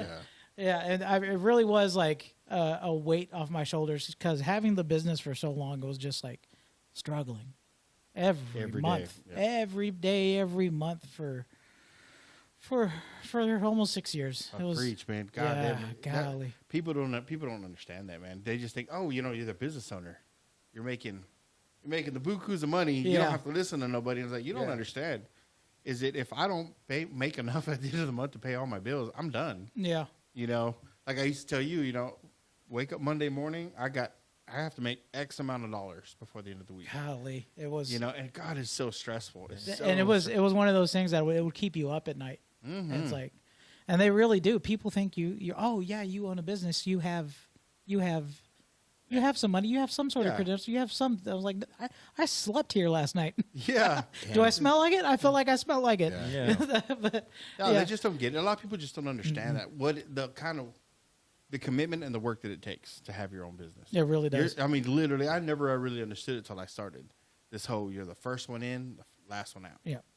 Because you're responsible for all of it. And to figure out, okay, I have to make X amount of dollars just to break even. Yeah. And then if you have employees, like you had your situation where you had employees, how you got to make payroll, or you're going to lose your employees. Too. Yeah. That's tough, man. What sucks is, they're the first ones that get paid. In my opinion, Oh, yeah. There's some other businesses that be like, well, I got to take care of this before I can pay you. Yeah. And I'm like, no, that's not how it works, man. Those guys have to be paid first before you can even deal with anything else. Yeah. And it was hard. It was like, hey, you got 70, 80-hour weeks, and I'm like, fuck. Yeah. Yeah. People are like, well, I don't understand. I've worked these hours. We've already billed these hours out. I'm like, yeah, but you don't understand. I got to wait 30 to 60 days to even see that money. Yeah. That money, the whatever I got coming in is just to hold me over until I get these checks. And by the time I get those checks, that money's already spent. Yep. It's already gone, you know? There was one company that we both worked for at one time, and they were 90 days out on our payment. For us to get paid. That was rough. Oh, Oh, man. you're talking about the one you used to contract for. Mm-hmm. Towards when you, I guess, jumped on the company. Uh-huh. Okay, they had moved from 90 days to 120. Oh, my God. It's got to be illegal. Yeah, it should be. Yeah. It should be illegal because I'm like, dude, you can't do that. They had a crazy business structure, that company. It's crazy because, they did take forever to pay. They paid really well. They paid better than most companies are even paying now, and we're after COVID and all the inflation. Most companies had to ramp it up. They were paying great back then, but God dang, it took forever to get paid by them. Yeah. It's always no questions asked on getting the bills paid. They No love questions. to blow money, though. They went bankrupt for it, too. But, man, Well, I think that was a whole business structure that they had. that was the plan. Just Yeah, let's go bankrupt. Yeah, because what they were doing, they were taking. They had investors. Yes, and let's blow their money. Yeah. Let's just blow it. And literally, when I'm telling you they would blow it, they were hiring people like you could make a fortune out there. Charge whatever you want. Charge whatever you want. They had no, but at the end of it, when it was all said and done, they had holes that they ruined. Like it was just dump all your money out there. We're gonna just clean house and take out of here. Yeah. And what it was is that the guy at the very tippy top, one of the board members, pulled out at the very last minute. Took all his money. Took all his money and took it out. And when they sold everything off, he didn't lose any money. Everyone else did. Oh. So he partners up with another company. They come back and literally buy the same leases that when they originally bought everything up with this other company. They spent 400 some odd $1 million to buy all these leases up. When that guy pulled out, partnered up with another company, came back and bought the same leases that he paid $400 million for, paid $36 million. Dang. Man. And all the money already spent. Oh, there's new holes, there's new pumps, there's new everything on these leases, everything. Yeah. And I'm like, how's that? I just robbed everything. I was like, I feel sorry for these people because what it was is that it was what do they call those, man? It was Have you ever seen that movie Wall Street? Yes, those people. It was like that. Yeah. Oh, okay. It's like you come into an already established business and you tank it On purpose. on purpose. You know, Dump a lot of money. It reminded me of. Yeah. Oh yeah. Where I'm like, what's going? Because I've never even seen that type of business model. I'm like, what is going on here? It's these people, man, that have these. It's corporate business, is what it is. Mm-hmm. It's a tax shelter. It's a tax. That's write-off. it. Yes, That's it. exactly. Yeah. Yep. Dump it all, and then we'll, I guess, take the tax. Write it tax off. percentage. Yeah. It What- was. What's bro. even It more was- crazy is that company. They did go bankrupt. They repartnered. They restructured it. Restructured. It's still the same company, but they have like 2 more companies that they're under, that they've created. So like shell companies, and then they're still in business. They're still doing other shit. Well, They created other companies to swallow the debt. that Yeah. they had. Yeah. Okay. I'm like, how does that mumbo jumbo Exactly. work? How do I get a hold of this? How do I do this? For real. How do I get some of that? Yeah. Yeah. I think that's one of those where you want to play, you need some money. Like how much money you got to play with. Yeah. I think that's what that whole deal is. I got tree fitty. The most I've ever done, like, you know, I tried claiming somebody else's kids on my taxes, man. You know, I'll give you a little bit. Out of left field, I love it. I'll give you like a quarter of it, man, and then you help me out, all right? There you go. Yeah. You got to do it somehow. I got Yeah, do structure. Yeah, I'm paying my kids $12,000 a year. You can do that. You can pay them because they can't claim it. They don't have to claim it. I'm like, There you go. all right. That's one way. It's like any way to get rid of fucking paying taxes, man. Jeez. Yeah. I mean, I'll pay my fair share. I'll try. That was the other part of business that killed me too. Was like when taxes came around, I was like, I didn't make any money. Yeah. I didn't. Whatever money I made throughout the year, it just immediately went all back in taxes. Really? Yeah. It was like you were working for. I was for just free. never getting ahead. Yeah. For 6 years, I was like that. Oh, So God. yeah, I was ready to shut it down. Yeah, when COVID was a good excuse to like. Oh, it was perfect. It was Yeah, a to perfect. like, all right, I've never been happier Yeah. than I am right now. I've never been happier. Yeah. I mean, I still work for myself, but it's just me. Yeah. You know, Yeah. so I'm just like, oh God, I don't have. I mean, it was crazy. I was so stressed out when. What's that guy from Sanford? Is it Sanford and Son? The black guy that had the bald Red? head. Yeah, Red Fox. Red Fox. Yeah. Was it? No, the other guy. The one that said, "You big dummy." You big dummy. Yeah, Or his son. Was it his son? maybe it's not Sanford and Son. It's the other guy. He was a comedian, smaller black guy. He just had the hair around the side. Oh, moving on. No, Moving on. Yeah, there you go. Yeah, That guy. Yeah. Okay, my head looked. I kid you not, looked just like that. Golly. From stress, dude, I lost my hair. Really. You know, I went because I thought, man, alopecia. Maybe I'm having, this autoimmune disease. The Jeffersons. The Jeffersons. There you go. Jeffersons, yeah. I was like, I was so freaked out because I took my hat off and I'm like, oh my God, where's and I'm like, baby butt smooth, man. Wow. Like I was like, oh Wow. my God, what is happening? And I went to go see a doctor. He's This like, yeah, Yep, that guy. yep. Fuck yeah. Oh my God. That brings me back. And he's like, my doctor was all like, Sherman Hemsley, by the way. Sherman Hemsley. Yeah. He's like, are you coming under any stress? I'm like, yeah. My whole life is stress. The whole thing, And then one day I just said, fuck it. I didn't care anymore. For a whole year, I just didn't care no more. And my hair came back. Nice. I was like, hell yeah, dude, could you imagine? Look at this.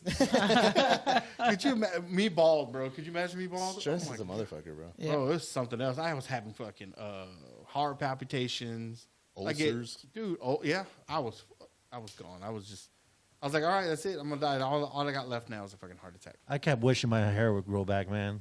Like it was gone like a long time ago. I'll try that. But I'll move down here, it looks like. Yeah, and I'll move down here. You got a full beard. Yeah, that's what my nephew. Wait, that's what my nephew said. He's like 10 years old. He's all like, oh wait, Oh, it's flipped around. yeah. You got it. My nephew's like 10 years old. He's all like, because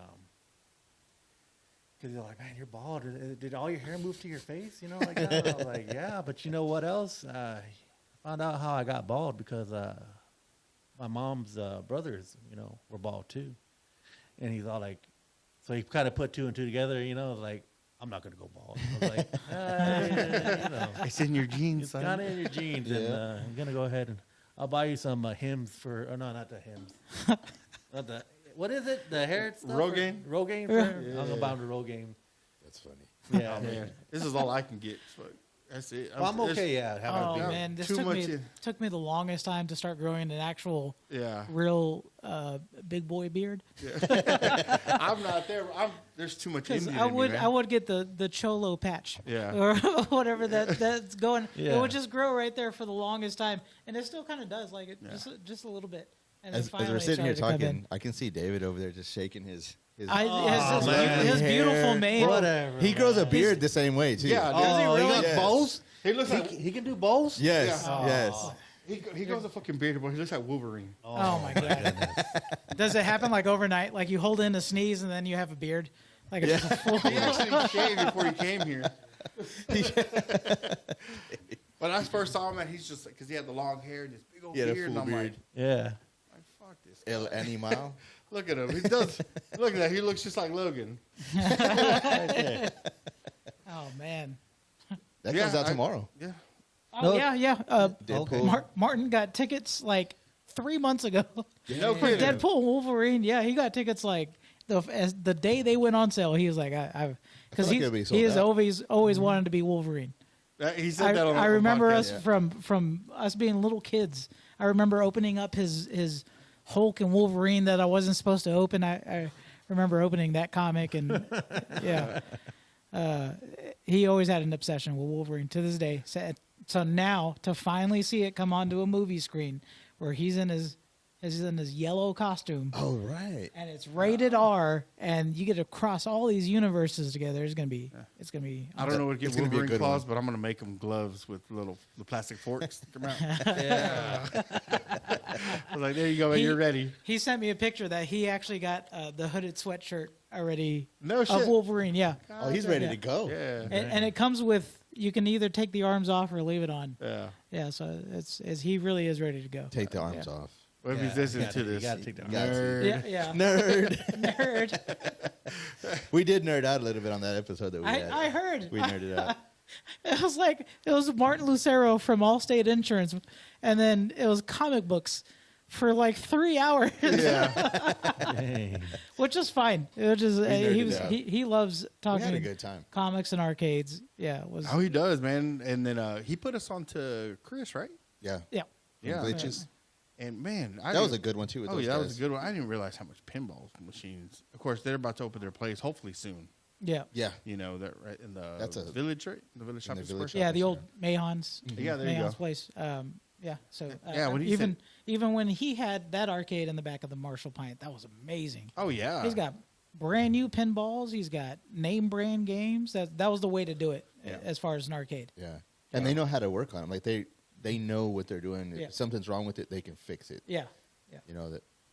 Yeah. And I'm excited. they're very intricate to learn.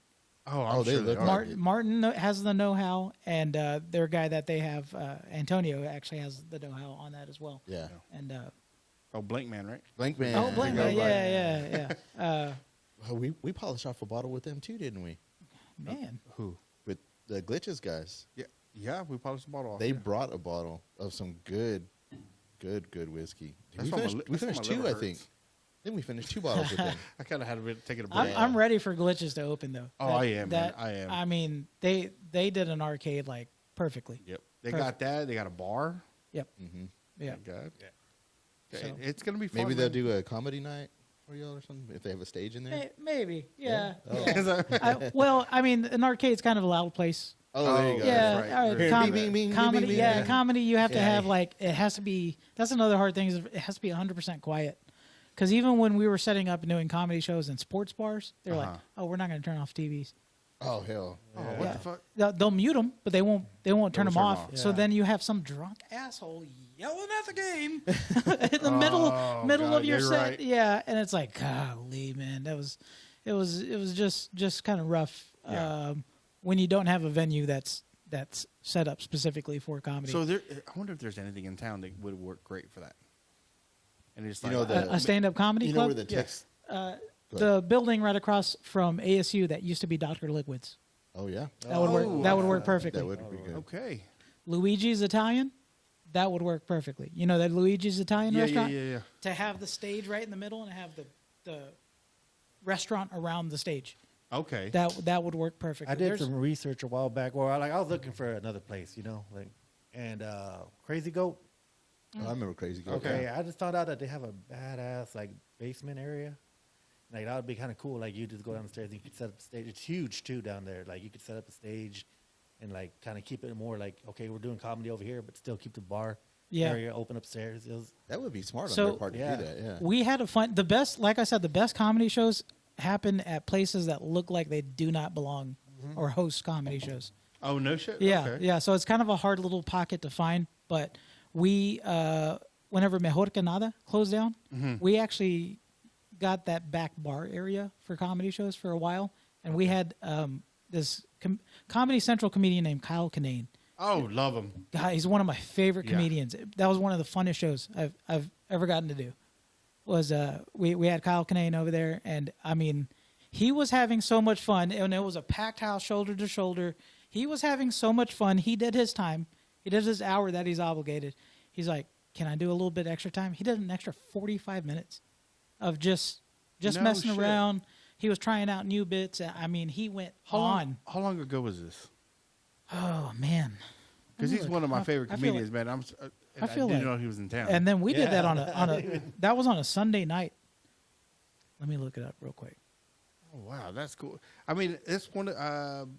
There's got to be a good one, man. So especially something you can have access to one day a week. I mean, I know because The renting the whole Texas building Theater out. downtown that has been under renovation forever.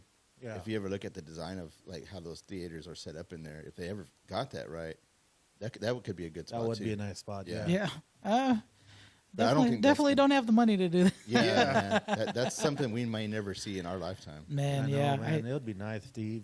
Just Yeah. You know open what's it up. funny is just a town over in Ballinger, they have a real nice Texas theater Oh, that we've you've Yeah. done shows over Yeah, there I've too, done right? shows out Yeah. there. Okay. Yeah.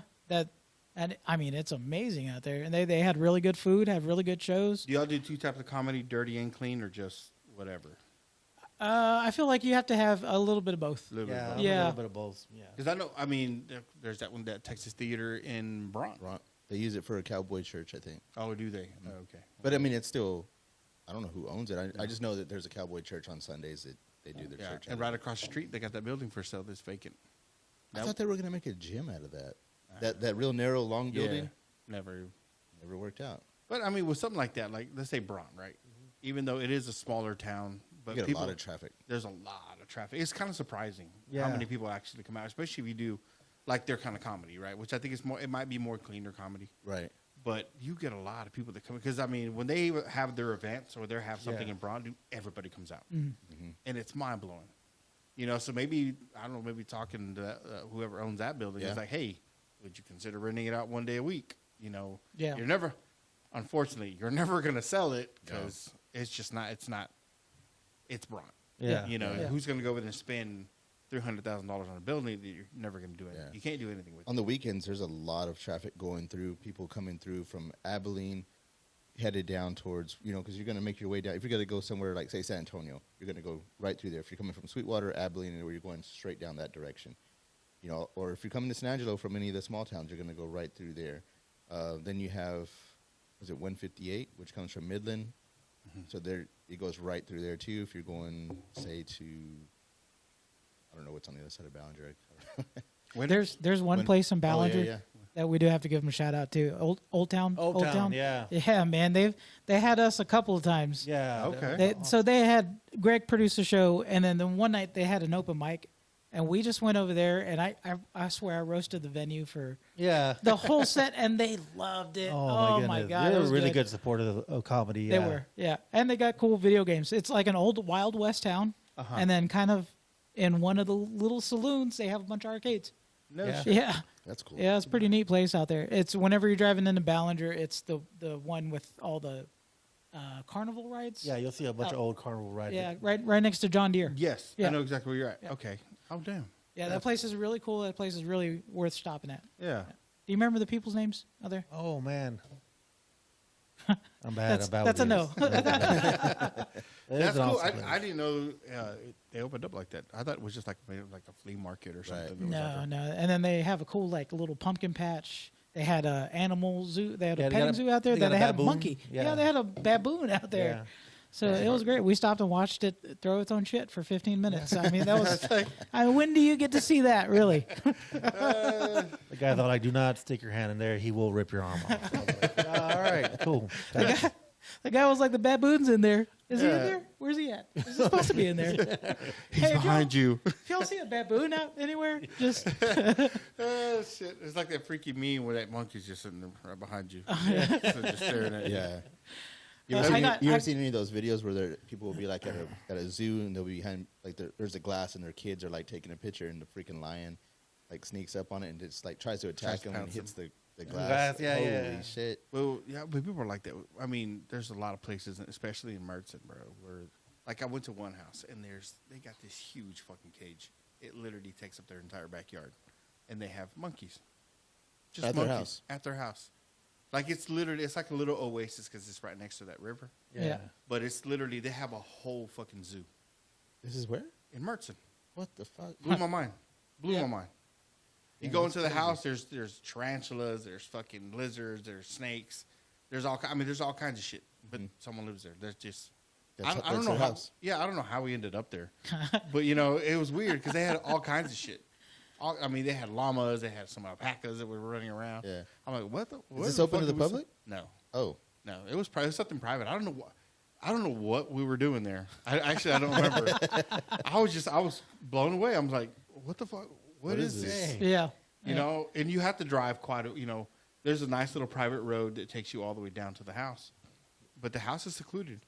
And they literally, it's a whole fucking... Is this in Sherwood or in Mertzen? No, in Mertzen. In Mertzen. Oh, really? No, they got some real nice houses, like secluded like that in Mertzen, like that. You got to go down a dirt road to get to them. Yes. And they're like almost off of a hill, a little like a huge cavern, like a kind of a... I remember I moved some people out there one time, and I was just like, man, this is where Batman lives, like... Damn. Oh, yeah, dude. There are some big-ass houses Oh, there. man. Really? Huge a lot of oil money out there. Oh, yeah.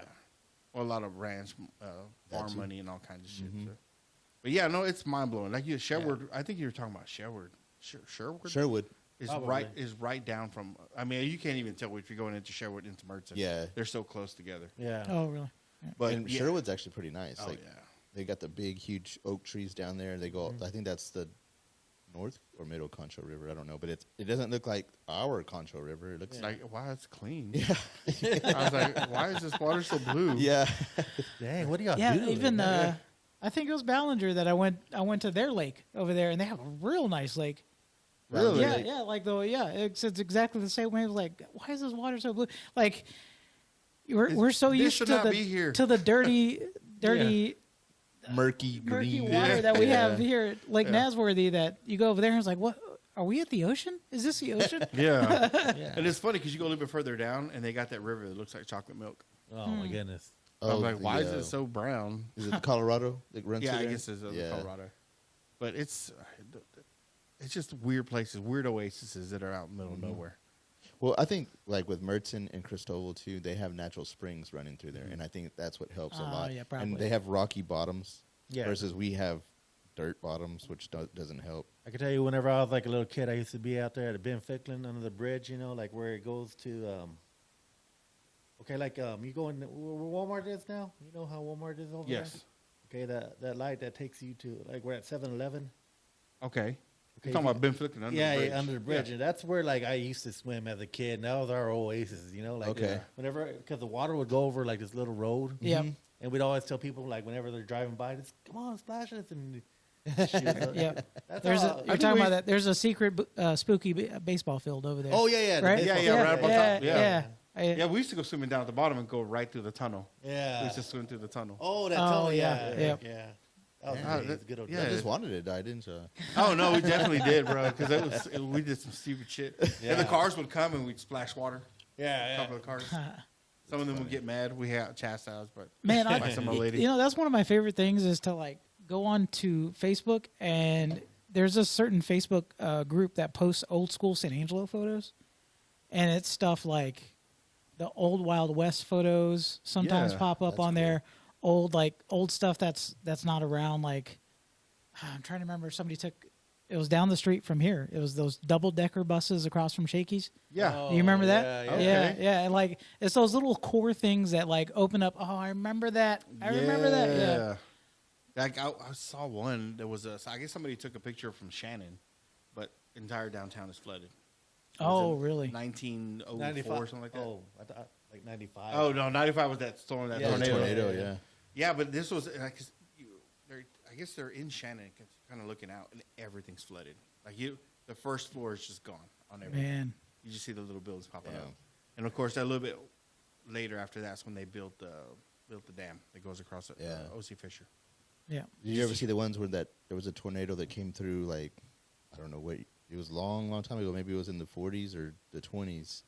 There was a tornado that came through on the north side of town, the Lakeview area, and it leveled that whole area. Like just leveled it. You see the pictures, and you can see where there were houses. Yeah. And it's just you see like just wood and people's belongings just spread Yeah. out Oh, shit. everywhere. Yeah. The toilet still standing there. Yeah. That's always what survives. Yeah. Or the fireplace. There's still a fireplace. There's still a fireplace and a toilet. Yeah, dude. Toilet survives the tornado every time. Every time. Yeah, every time, bro. As tornado's happening, I'm gonna go hug that toilet. Yeah. Throw a strap around it, throw it around your waist. Do the twisters. Yeah. Yeah, dude. But man, 95 was so bad. What part of town were you at when that happened? Like Avenue W, like over there by the Southside Rec. Okay. Yeah. And it went through that area pretty good too. Yeah, man. I was by Fort Concho, Yeah. and we had everything beat up. Yeah. We literally built fucking tunnels under the hell where it all gathered. Mm-hmm. We were, because I remember I fell into one of the little, I guess where it wasn't so packed, and it went right over my head. Yeah. And I'm like, oh shit! I kind of freaked out trying to climb out of there, Brother, shit pulled us out, and then we just started digging tunnels. Man. I remember going to the backyard because there was so much rainwater that was just holding up in the backyard because all the debris and the side fences was blocking it. So I had to go out and open up the gate. And when I opened up the gate, it blew me out into the front yard because all that water pressure was just trying to rush to the front yard. I ended up out in the street in the front. Oh wow. God damn.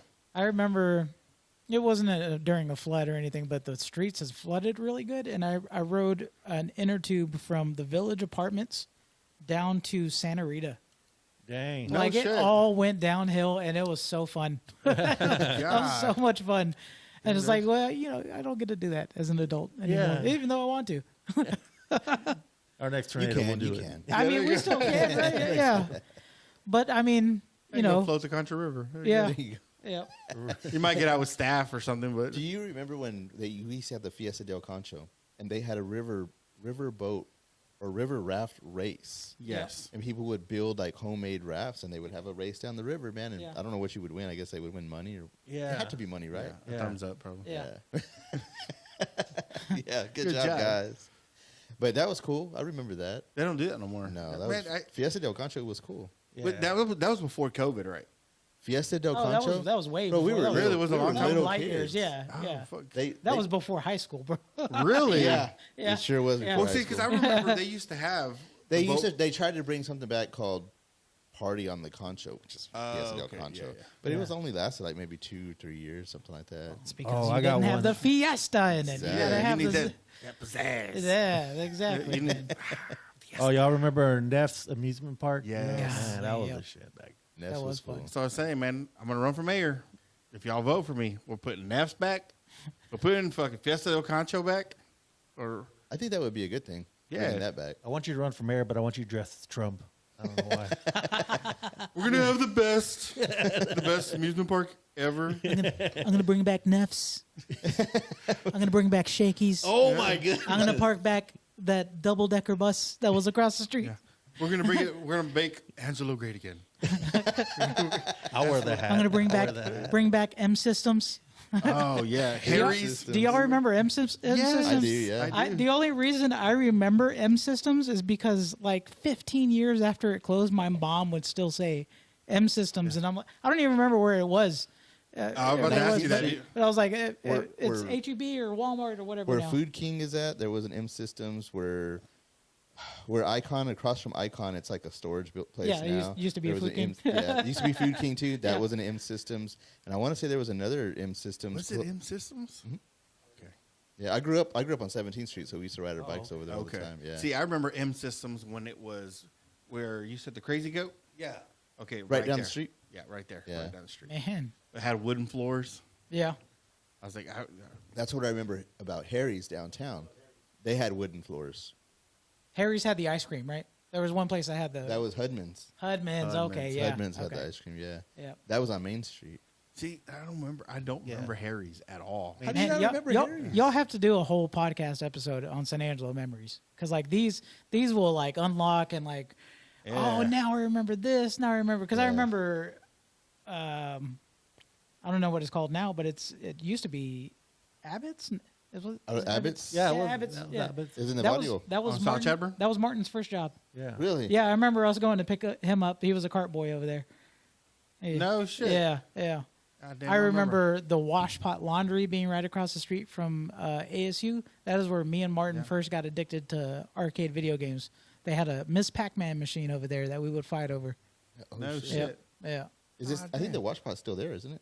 Is the Washpot still I there? think it's still Yeah, there. it still maybe. Yeah. They used to take oil-filled clothes. They were one of the few places in town that would do oil-filled clothes. Yeah. Most places will not allow oil-filled clothes. They're still open, David? Yeah. 'Cause Oh no. Yeah. Okay, I may be thinking of a different place on the Washpot. It's It's across right from across ASU? the street from Parrott's Head. It used to be a laundromat. Oh way yeah, back no, in that's the day. closed. Yeah, Oh, that's yeah. closed. Yeah. Because I went to go look at that building to move the studio. Oh, Oh, yeah. that was closed. My uncle had that building for a while. He had a screen printing for a little bit. He did screen Is printing. that your uncle? Yeah. Really? Yeah. Small world. Yeah, it really But is. then he opened up a tattoo parlor after that. So Okay. that went good for a while. I got that arm and sleeve right here from. Oh no shit. Oh, yeah. Do y'all remember right there? It's been like several different clubs. You know where Lily's Pizza is at? There Yes. used to be this place called the Scrub Pub right there. Oh, Where yeah. the students can go do their laundry, and then right next door was a bar. Then you go have a few drinks while Yeah. your laundry's. Yeah. That was Yeah. such a good idea. I never went in there. But Awesome man. idea. It was really popular. Yeah. It was and then it got so popular that they moved it to that 2-story building that I mentioned earlier, Yeah, where Dr. Liquids was. Dr. Liquids, and then they got rid of the washing machines, and then they all went went Oh, down. down. man. Yeah. Damn. They put washing machines back in there. Yeah. That's what that's what made that place. You know, yeah, they should have kept that concept. Yeah. All you're doing laundries. But I don't know if those sort of businesses would make it today. Yeah, I don't You know think what I mean? it would, Those, man. Because those are, we look back on it with fond memories and nostalgia, but it's like if you open Shakey's back up, would it really do? No. Would it really do that? No. Maybe San Angelo, because we wear shit out in the first couple of months. As soon as it opens, it's gonna be jam packed. Yeah. Yeah. Give it a couple of months, let the traffic, the newness wear off on it, and it'll probably fail. Yeah. Which that's. Which San I Angelo think you way. need to whatever business you open, it's like something like that. You gotta cater to this younger generation, and I don't know how you cater to them when then. There's You gotta there's give no there's no loyalty to a restaurant. No. There's no You know, and Yeah. how do you beat the games that they can already access anyways? yeah. You know, Yeah. they have. I mean, everything's convenient for Instead them. of giving them a game room, call it a content creation room. There you go. See, and I would think that would work. But And then that was another business idea that came out during COVID. Like, was a selfie museum. Have you Yes. seen those? Yes. Yeah, they those got are one actually really neat. They got There- one in Midland, LOL or something. Do they really? there was yeah. actually one here I in love town. my selfie. Yeah. So it- but they opened right smack during COVID, and it was a good concept because you're just renting out room for time. Yeah. I mean, your cash register is ringing. You don't have to be there. Perfect business concept. Yeah. But they opened it right in the middle of COVID, and it just like was kind of doomed to fail. Yes. I feel like with all these sort of podcasts popping up, podcast studios and stuff like that, to kind of have something like that, a selfie museum, that would be pretty be neat. cool. However, San Angelo seems like a very like go and try it once sort of crowd, and then Go back to their regular. I don't know Yeah. I don't know how often they return. Yeah, that's true. Yeah, that's true. You know what I mean? It's just Because, San like- Angelo's weird though. It's, Yeah. Because like the axe throwing house is a good example. Like Oh, I know. you go and do it maybe once or twice, but it's not something not something you're going to return to do. Yeah, that you're going to return every week or anything like that. The San Angelo Rage Room, kind of the same thing. I like the idea. I like the business concept, but it's like, how often are people actually going to return enough to keep your business going? Do they still? I'm sorry. Do they still have that place downtown where it was like an escape room? Oh yeah, they still have Yeah, that's actually pretty fun. Is it really? Have you done that? Yes, I've done it twice with the kids. They really do enjoy it. Okay. See, and I thought about like the Rage Room, but doing it mobile. Oh, getting a big old box truck, because it's hard, especially with the what's it called, the expense of renting the building. Yeah. It's just you got too much overhead, and it's too much overhead to start off. Yeah. So I did think about that, and then I saw this one open up, and I'm like, well, I say you just pull up in a car, pull up in like just a '93 Prius I bought off of the estate sale. Let them beat the shit out of it. Yeah, there you go. My friend Rome, rest in peace. He did that a few times at his shop. Yeah, people. But I think the first time he did it, there was no waivers. David, were you ever there when he did that? There was no waivers or nothing. And some dude actually cut his hand. Yeah. Luckily, nothing ever came out of it. But the next time he did it, I think he had people sign waivers because they were going, buck wild on that thing. Yeah. They used to do that at Real Vista during Halloween. At my elementary, somebody would get a car. Every year, they would get a car, and you'd buy a ticket. And you got to smash. Yeah. Like however many tickets you bought, that's how many times you're going to get there. But they made sure to get rid of the windows, of course, So it's just metal you're hitting the kids, Man, but I feel like the glass breaking is like a big thing. Yeah, that's pretty cool. You want to charge extra to break glass. Exactly. You want to have your, Michael Jackson moment where he's smashing the windshield. With your glove on. Yeah, the glove on. Glitter. Turn into a cat. Turn into a cat and scamper under a house or something. Yeah. You know what I mean? Isn't that what happens? That's what happens on the black and white video? Yeah. It's been a while since I've seen that video. I think that does happen in that video, right? But I think it's a big cat, right? It's not a little cat. It happens in every video. It happens in every video. Greg's like, Matt, these sound like bad dreams you're having. And that would actually be kind of cool. Maybe we should. That's turn into a cat and scamper in. No, doing a. What the fuck is this guy doing? He's a grown ass man. He's a grown ass man. It's all that synthetic again. God, man. I thought we couldn't smoke in here. I would have been smoking already. That synthetic messed him up real bad. That's hilarious. But yeah, there's little because I thought about the San Angelo doing. I was going to say the San Angelo Rage Room, but I thought about doing a Rage Room as well. I thought about the selfie museum. I was like, it'd be cool if they had that. But again, the crowd here is very much like they go and try it once, they go and try it twice, and then I don't know if they really come back for. Yeah, no, I give you that. Yeah. Like I said, it's just something you got to cater to. Because, people our age, we're just looking to chill. Yeah. So that's really a hard one to try to. Because, I don't go out much, you know, so that's a hard one. You got to cater to these kids, and it's kind of hard. How do you do this? Right. How do you keep them interested? How do you keep them focused? It's funny. I still DJ downtown, and I noticed even with the younger crowd, they don't even listen to the music that they listen to now. There's they listen to old school music. It's a weird crowd that's out right now. That is in control of the money and buying things. They do their shopping on TikTok. Yes. Yeah, and it's hard to have a physical brick and mortar store now. It's now you have to compete with online. You have to compete with everything.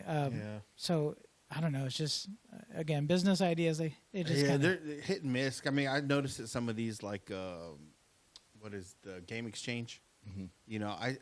To me it seems like they're doing all right. Because I got kids that are young, and they're going and buying vinyl. Mm-hmm. Yeah. To listen to vinyl, and I'm like, the fuck. It's kind of nostalgic going there. It's almost like Hastings, like.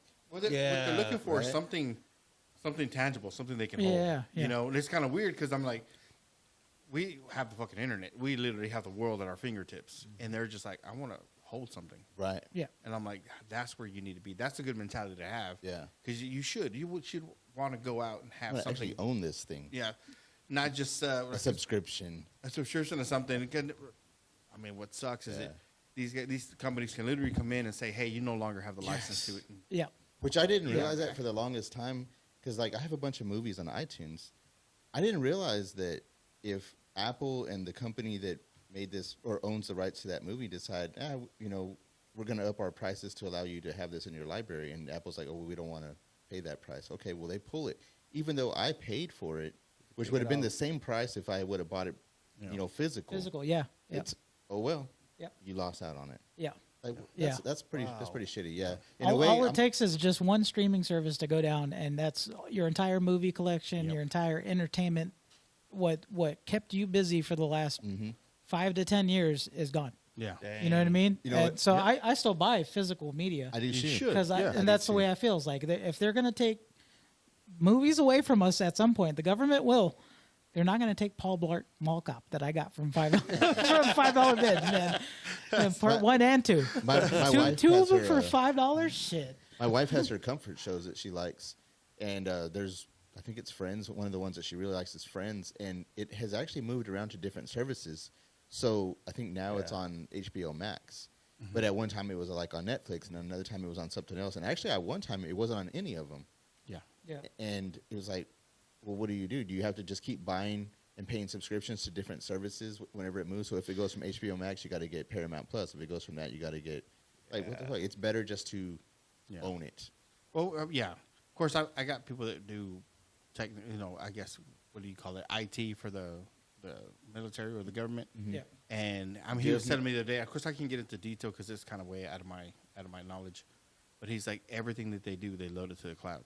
He's like, if something were to happen, what do you do? It's gone. What do we do? You lose all of it. Yeah. Yeah. He's like, your entire job is backing shit up to the cloud. He's like, yeah, that's all we do. It's crazy. So he was telling me, kind of what we were talked about, is taking these old movies and put them on flash drives. Something where people can have access to them, or just own a collection of DVDs. Yeah. And I'm Yeah. like, so he's telling me it might be. And especially right now is the best time to buy because they're all like they're all cheap. They're all $5. Yeah. Yep. You can go to a pawn shop, pay cents for them. You can go to Walmart, the little kiosk, they're just full. Yeah. Yep. Don't they put like a big bin in Walmart? But you know what? There's a new thing, and I don't know how new it is. Man, that camera's acting up over there. So there's this new thing.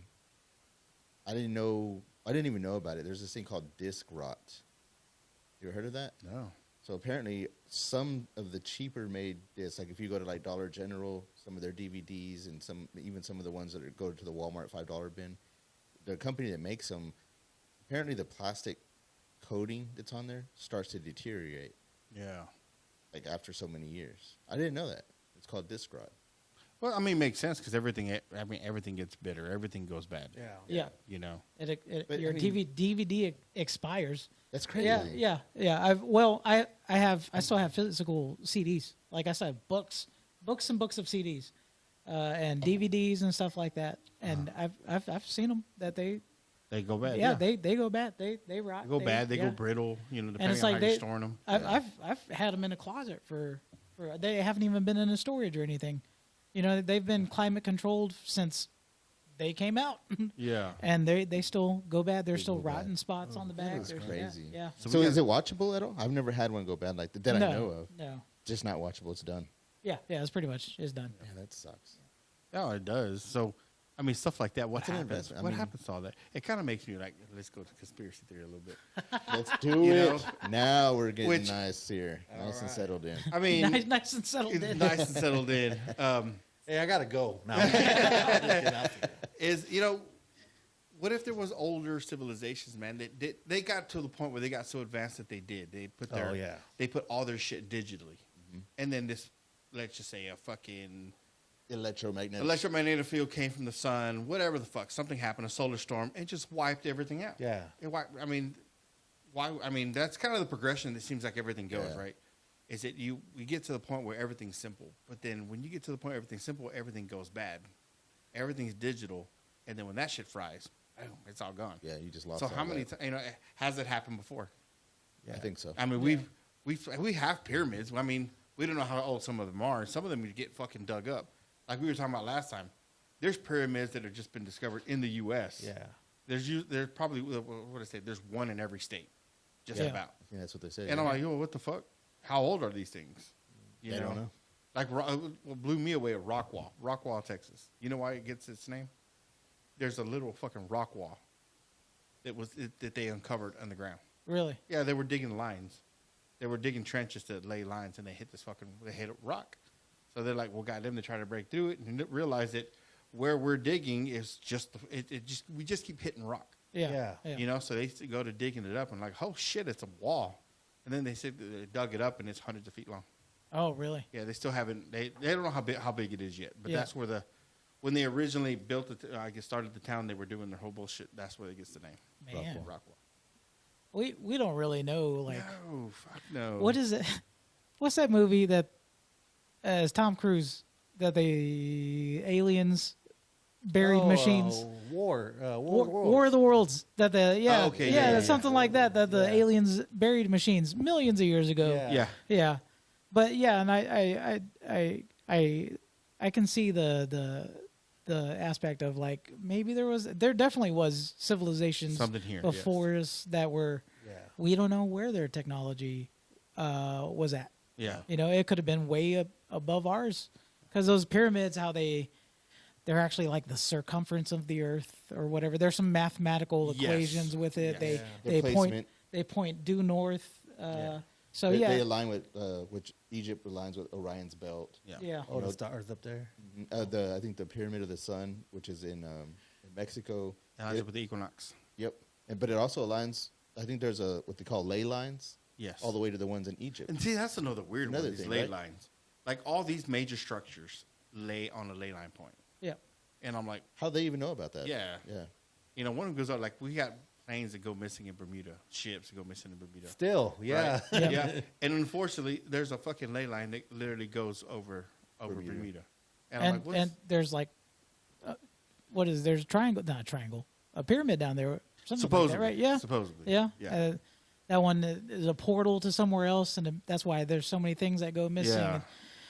I was telling my girlfriend the other day, I was like, wouldn't it be great when we pass that we get a little peek behind the curtain as far as what's going on. That would we be cool. definitely do. What like I feel like it's all together, ghosts and religion and aliens and these pyramids and what was here before us, what's here now, and all of this stuff. I feel like it all plays in. Oh yeah. It's all connected, but we have all the puzzle pieces, but we just haven't put the puzzle together as us. Some people have, as far as conspiracy theories, and one day it would be just nice to like here's what's actually going on. Yeah. Here's how religion actually ties into ghosts, and how they tie into what the dinosaurs and the dinosaur bones and what we're digging up here and stuff like that. So it'd be nice one day to just get some answers. Yeah. There's a reason for everything, and here it is. Yeah. I think we do. I think once you hopefully I'm not wrong. I think when we do pass, we do get a peek behind the veil. Yeah. Where it's just like, hey, goddamn, we were going in the way opposite direction. I need some answers. Yeah. It's actually the plot of the movie Men in Black. I was like, oh, okay. Yeah, I mean, at this point, who knows? Yeah. Who really knows? Because death scares the shit out of me. It does. And everybody's like, everybody goes through it, but I'm just like, oh shit, what if there is nothing? Of course, we talk to some people who are like, fuck, I hope there is nothing because I don't have to think. And I'm like, dude, that sucks because this is awesome. Yeah. Fucking love it. Who doesn't love being here? Of course, there's some people that don't love being here. I like how they talk. I'm ready to check out. I like how they talk about Mars being, a habitable planet at one point. Like they even said like Mars was like Earth at one point. You know, so that's kind of cool. That's interesting. Like maybe we came from Mars, and like, hey, let's go jump on this planet because this one's dying right now. Yeah, which is a good. It's a really it's spiritual, but it's kind of crazy because as humans, we're the only ones. It seems like the planet that we live on is killing us. Yeah, it's crazy, right? Yeah, gravity is actually kind of fucking us up. It's fucking us up. Yeah. The sun is fucking us up. As you get older, the your back starts to hurt, your knees start to hurt, goodness. and it's all due to gravity, right? Yeah. Yeah. we weren't meant to be here. Yeah. Not on this planet. Not on this planet. Maybe, which is crazy because they were talking about like when they sent that rover and they were taking soil samples and they came across it. I don't know what they call it, but it's some extreme heat happened to turn the sand into glass. Oh, really? Yeah, and it's what they claim anyways. The only way that something like that can actually happen is from a nuclear explosion. Huh. You know, so I'm like, so was there nuclear explosions on Mars? Yeah. Did we have Armageddon in Mars and they sent one of you, Adam and Eve, Yeah. we're going to launch you to this other planet because we're annihilating ourselves. Yeah. We need some off-world shit. You go over there and figure that out. Start it over again. Pull I think Interstellar. Yeah. Interstellar's cool. Yeah. That movie blows my mind to this day. Every time I watch it, I'm kind of like, I don't know what happened. Yeah. The whole, I mean, of course, who knows what really happened? Who knows? The whole, where they're in that fucking, falls into a black hole. He's in the fourth dimension, right? Yeah. Yeah. Right. So there's another scientist, his name's something Green. I can't remember his fucking name. But he has a really good theory that black holes are actually holding the universe together. Oh, really? Yeah. And I'm like, the fuck? Like, it's kind of mind blowing. That's an interesting concept. Yeah. He's like, and of course, this is with Neil deGrasse Tyson was actually, he's like, so this mass, it's just not, of course, black holes aren't holes. They're not holes. They're just a super dense mass that's holding everything, it's sucking everything in. Or the gravity is just, but this other guy claims that it's like this fabric. It's just holding everything together. It's a weird concept. Like, you have to really watch it because it kind of went over my head, because I'm like, oh, you're fucking my mind up here. It's kind of like with what's his name? He was on Joe Rogan here recently with damn it, those two. Dude that played Iron Man, not Iron Man. That dude played War Machine. No. The guy that was Terrence Howard. Terrence Howard. Yeah. Oh yeah. That's right. Yeah. Okay. Him and who's that scientist? Eric Weinstein.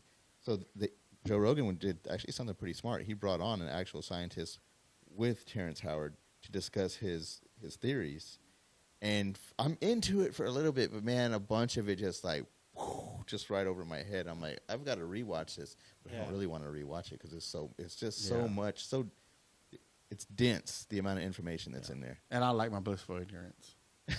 I'm just like, they're gonna ruin it for you. We're the most happy. Yeah, when we just don't know what's going on, and I'm surving, and we're living in our capitalism world. Yeah. I'm fine.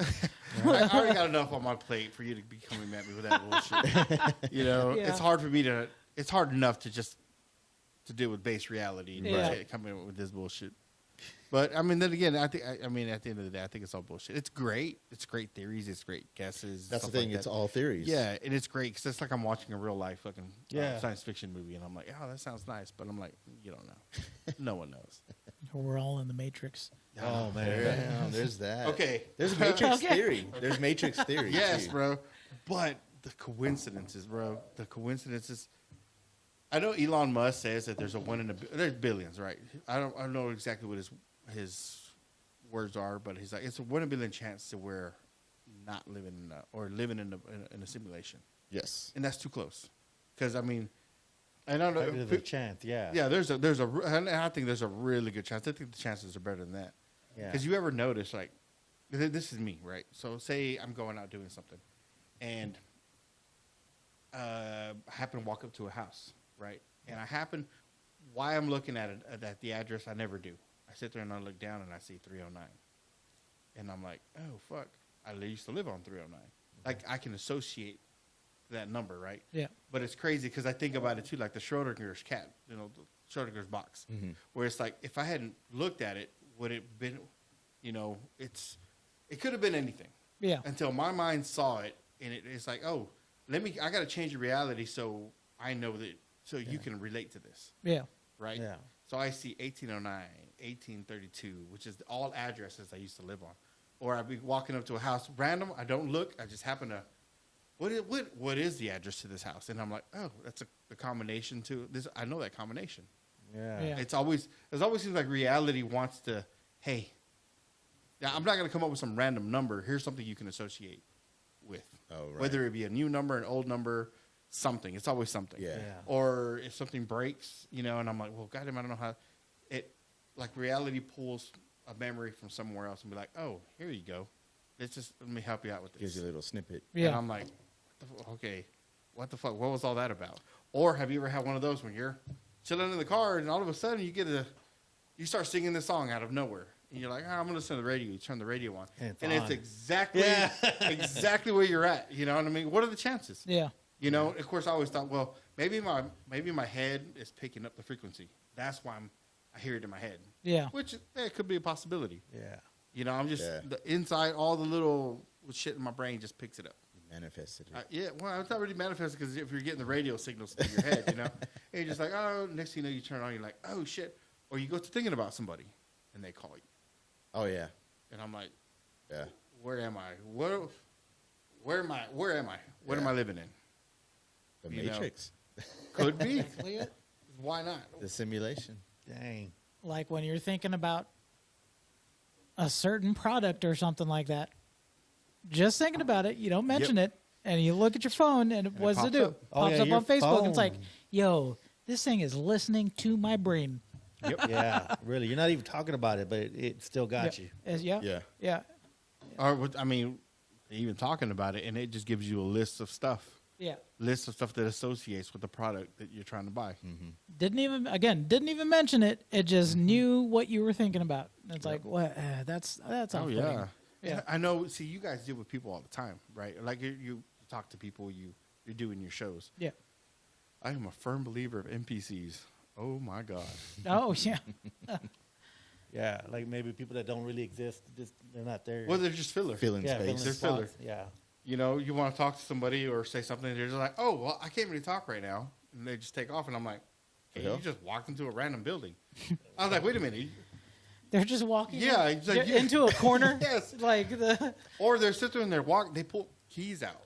And you're just like, you just walked into a random door in the side of a building. The fuck? The fuck? Like, I'm going to start throwing shit at people now just to make sure if they're real. They're like, bro. They're probably, you know, caught it. And you see them because they're the ones that'll, like when you say something to them, they just ignore you and walk off. Yeah. And I'm like, dude, I literally told you off. Or whatever, like these people are driving, you know? Yeah. Like you have this road race, somebody cuts you off, and you're like, hey, what the hell? Yeah. And then they drive off, and I'm like, what's going on? What's going on? I mean, but the ones that just get me were just like, you're showing up. You just came from this random place, right? And you pull up to the parking lot. I'm sitting there watching you, and I say, hey, how you doing? You give me this, hi, how are you? You know? And then you walk. They're literally walking right down the road, down the street. They cross the street. They don't even go to the lights, go to the crosswalk. Yeah. They cross the street, then they just walk into a building. Well, I mean, there's not even a building. It's empty. Yeah. It's an empty building. What are you doing? There's a good movie that Matt Damon did one time. Adjustment Bureau? Yeah. Yes. Oh my God. Yes. No one ever sees that movie, and I was like, that's what I'm talking about. Is that on Netflix? I think it is right now. It might be. Yes. Yeah. It's where good. I'm just like, these guys are just like, and then you go like, I had this happen. Abandoned hotel, right? They walk in the fucking front door. You just have random keys? I've never even seen you before. Yeah. And I'm here every day. Yeah. You know, you walk into this random building, you're like, I'm going to go knock on the door. They'll leave the door open, and I'll open it. I'll look in. I'm like, oh, my God, this building's empty. Where did they go? Hello? Yeah. Hello? Anybody here? Where you at? Nothing. Just silence. I'm like, okay, that was weird. That was weird. Let me go back to my own life. Yeah. I feel like I'm slowly aging into an NPC. Oh man! I feel like as I'm aging, I'm getting less and less where I want to talk to people or like an interactive, and I'm just slowly turning into, hi, how are you? I'm fine. How are you? And then I walk into that corner for 30 minutes, like I'm lost. just walking in place. What's Matt doing? I don't know. That's Matt. He does that from 3 to 4 every day. I mean, it's just weird. The little stuff that I notice in this base reality that we're in, it's like I'm sitting here talking. This is the cool. I'm just, like I tell you, there's some times I'm just like, I'm laying in my bed and I'll grab the side of my head. And I'm like, take the helmet I was like, oh crap, it's all simulation. Yeah, I was like, is the VR there? The fuck, I'm gonna wake up in a Dave and Buster's. At a Dave and Buster. Roy. He's playing Roy. He's going off the grid. He burned his social security card. Oh, dude, that would be awesome. Just wait. God, no, it wouldn't. No, it wouldn't. Because I built an entire life here. I have kids. I have kids that I love. That would fuck me up. Could you imagine just getting out and just like, oh, my kid's not real? I saw them be born. That episode of Rick and Morty is fucking great. Oh, I love that. Man, that was some masterful writing on that show that Yes. they got. Yes. There were some ones that were just like great. That with that show, I feel like I was like there was too much, too many, like too quick. Yeah. So I was like, all right. I got a little oversaturated. I think after season 2 or 3, and then some of them were kind of a lot to keep up with. Yeah. Yeah. So I was like, all right, I'm checking out. Yeah.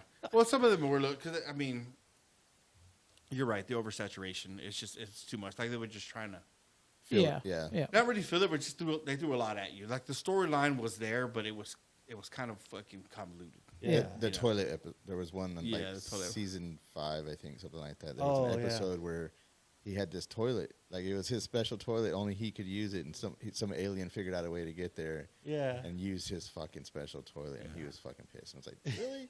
Come on. Yeah. What about the rest of it? You know, like, hold on, what the fuck? Yeah. The one that got me was over there at the amusement park, and no one can die in the amusement park. Oh, yeah. So they're trying to kill Rick, right? And Yeah. they're like, well, there's one part where the roller coaster ride goes out of the sphere of protection. Where you can He's like, kill. oh no, the second whirly and the third dirly. I repeat that all the time because I think it was the funniest part of that episode. Jerry was the funniest dumbass on that Yeah. on that show. Unfortunately, Jerry was so relatable.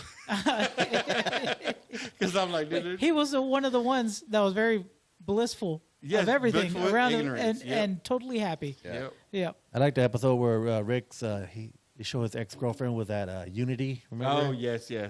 And then she's like, "I got to break up with you because you're like better at what I do than you."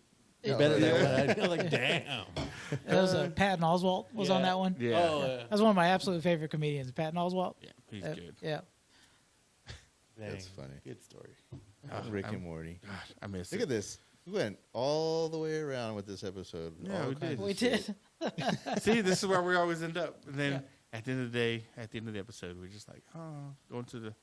Transition out. Transition out. It's like, Back to our it's gotta NPC be over. We gotta go lifestyles. home now. Yeah. Back to your NPC life.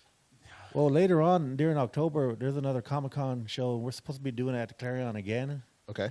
And it's gonna be bigger. Like they're gonna do like a bigger venue and everything. Like they're gonna bring like a lot of celebrity voice actors and Oh, no shit. yeah. So I'm gonna be sure to let y'all know whenever that goes down. Okay. Y'all can Hopefully, have- those people reach out to us too. Yeah, somebody wanna reached go- out to us for the one The one at Sunset the Mall. Sunset Mall. Yeah, we couldn't make it to that one. Yeah. yeah. But This is that girl from Blood In Blood Out was out there. Oh yeah. Joker's girlfriend. Yeah, Oh, I took a yeah. picture with her. I took a picture with Yeah. her. Did you really? Yeah, I got That's it. that's your profile picture right now. Yeah, I'm just kidding. I was like, man, she's beautiful, man. She's like, I saw her like in her everyday clothes, man. She's still Wow. got it, Stunning, man. huh? Yeah, man. I did. Well, she's Stop capitalizing it. on that. They're She only watching. had a very small part in that long ass movie. Yeah. And I looked into because I saw the advertisement because I was like, well, who else is going to be there? And I kind of looked into it, and I saw it was Joker's girlfriend. Like that's how they put her, Joker's girlfriend. Yeah. And I was like, that was her only part in that movie. And I was like, well, maybe she did other movies. That's the only movie that she did. Oh wow. That's the only. That's what. That's she's, cool. She I capitalized. mean, she's on that. capitalizing on it for sure. She let me know like little something that they're trying to work a way into doing like a Blood In Blood Out series now, like of like the new Vato locals and everything. you know? Oh, Okay. really? Okay. Yeah. Yeah, like a new generation. Like she's gonna play one of the moms or whatever. Oh, and, okay. like, Oh, so we can expect that. yeah. Well, they were talking about it. Like she showed me like a video of everybody like looking over a script and everything. I was like, dang. So it's possible. It's that they might- possible that yeah. this might happen. They might try a movie and then like after the movie like a series. Maybe For the longest- hopefully it's a short movie because that was the longest movie. It was a long movie, yeah. And you know what's crazy is I read. So there's a big joke. There's a 5-hour version because if you ever look at the book not the book at the like say the DVD case, the picture that's on there. If you look at the back, like, wait, that's not even in the movie.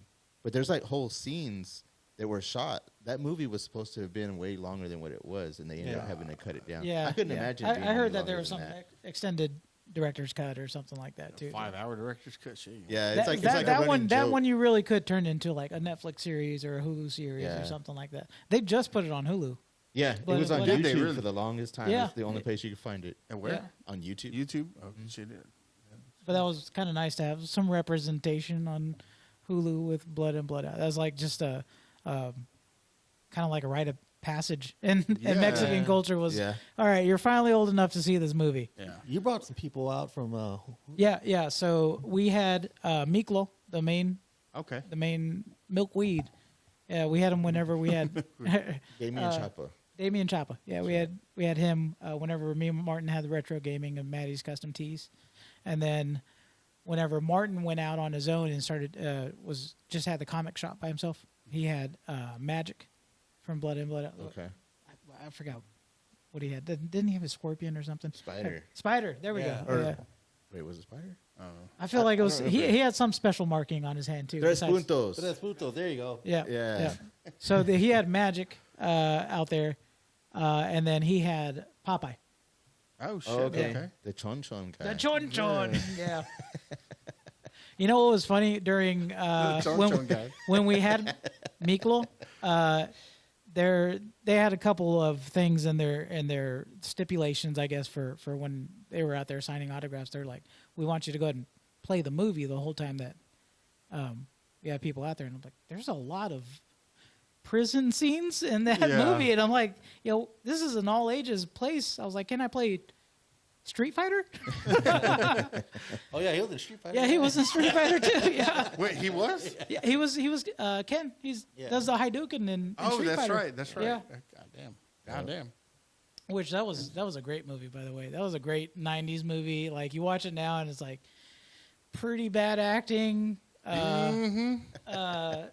Jean-Claude Van Damme was all The guy who powdered up during that movie. Who was the bad guy? Raul Julia. Okay, he died, right? Yeah, he died right after that movie. Right Like they were saying that he was already like coughing on set, and Damn. he died straight out of that movie. What did he die of? I think he was doing it was like stomach cancer or something like that. Oh, shit, Yeah, okay. yeah. So, but he took that part because he said he wanted to leave something behind for his kids to watch. Oh my Which, god. of course, he was Gomez Adams. Oh man. Yeah. You know, and he was amazing at that. that's right. I Yeah, think you there's- should have just ended with Gomez out because he was good at Gomez. Yeah, he was the Man. best. Go Best man. Street Fighter movie. Oh my god. yeah. It's almost as bad as Soul Plane. Oh.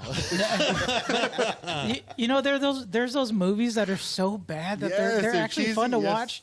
Big The Trouble in Little China? latest one that I Madam Web is so Oh, terrible. oh, It's actually man. fun to watch and sit there and kind of roast the movie and Yeah. and That was a hard. I didn't even finish it. I turned it oh off. no, it was good. It was hard. I never watched it. I couldn't. What did that chick who played the? I can't remember her name. She played in 50 Shades of Grey. Yeah. I could not stand her acting. Yeah, I yeah, couldn't. that was, I exactly the most flat acting you've ever seen. Yes, I'm like, you ain't even trying. I couldn't even enjoy 50 Shades of Grey watching it. You know, I was like, I was like, I'm soft. yeah, Soft? Damn. Nada? it's not even working. God.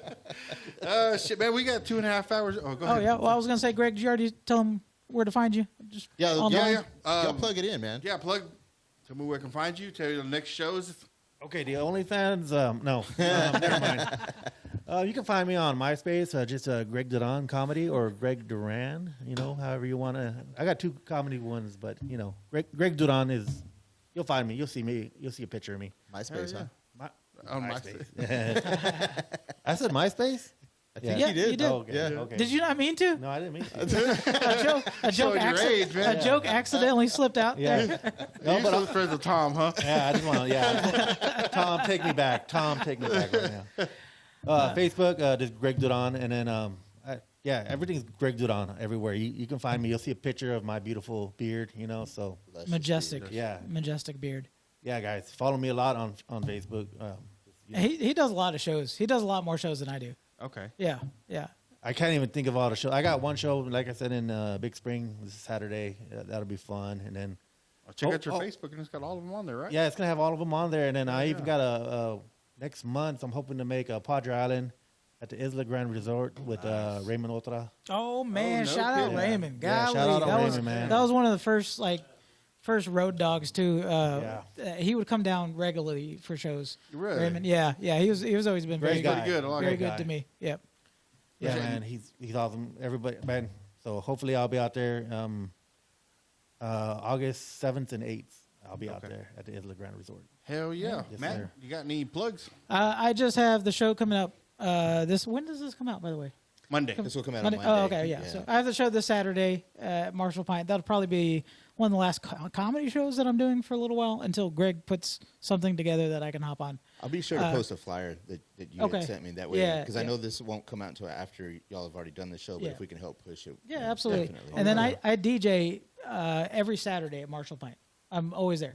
Oh, shit. Okay. Yeah, I'm always there. I actually, I have a mixtape, which is weird to say at 40. I'm 40 years old and I have a mixtape. But I actually have a mixtape that I just posted up on my Facebook page, and I'm on SoundCloud as well. I've got all my links on there. Matty in the Mix. MATTY in the Mix. Hell yeah. There you go. Some of the radio DJing coming out right there. Oh, man, we need it. We need the help. Well, Hey, well, I appreciate you guys having us, man. I'm really, Absolutely. I am absolutely super proud of y'all to see the notoriety that y'all are getting, as well as the following and Thank you. everything Awesome. being built Thank up. you. Yeah, Like thank you. we had mentioned before, everything's kind of a slow build. Yeah. Yes. And it's good to see y'all finally getting past 75, and I y'all know, are there we getting to go. 100, and y'all are gonna be stop saying that y'all are new. No, I'm not going to stop. Never gonna stop. 200. At At 200, some I'll point. stop. That's our thing, huh? Yeah, man, guys, thank you again for coming on. And Thank if you y'all for having us. Yeah. Give us a what to do. What it do, baby? What What it it do, do? baby? All right.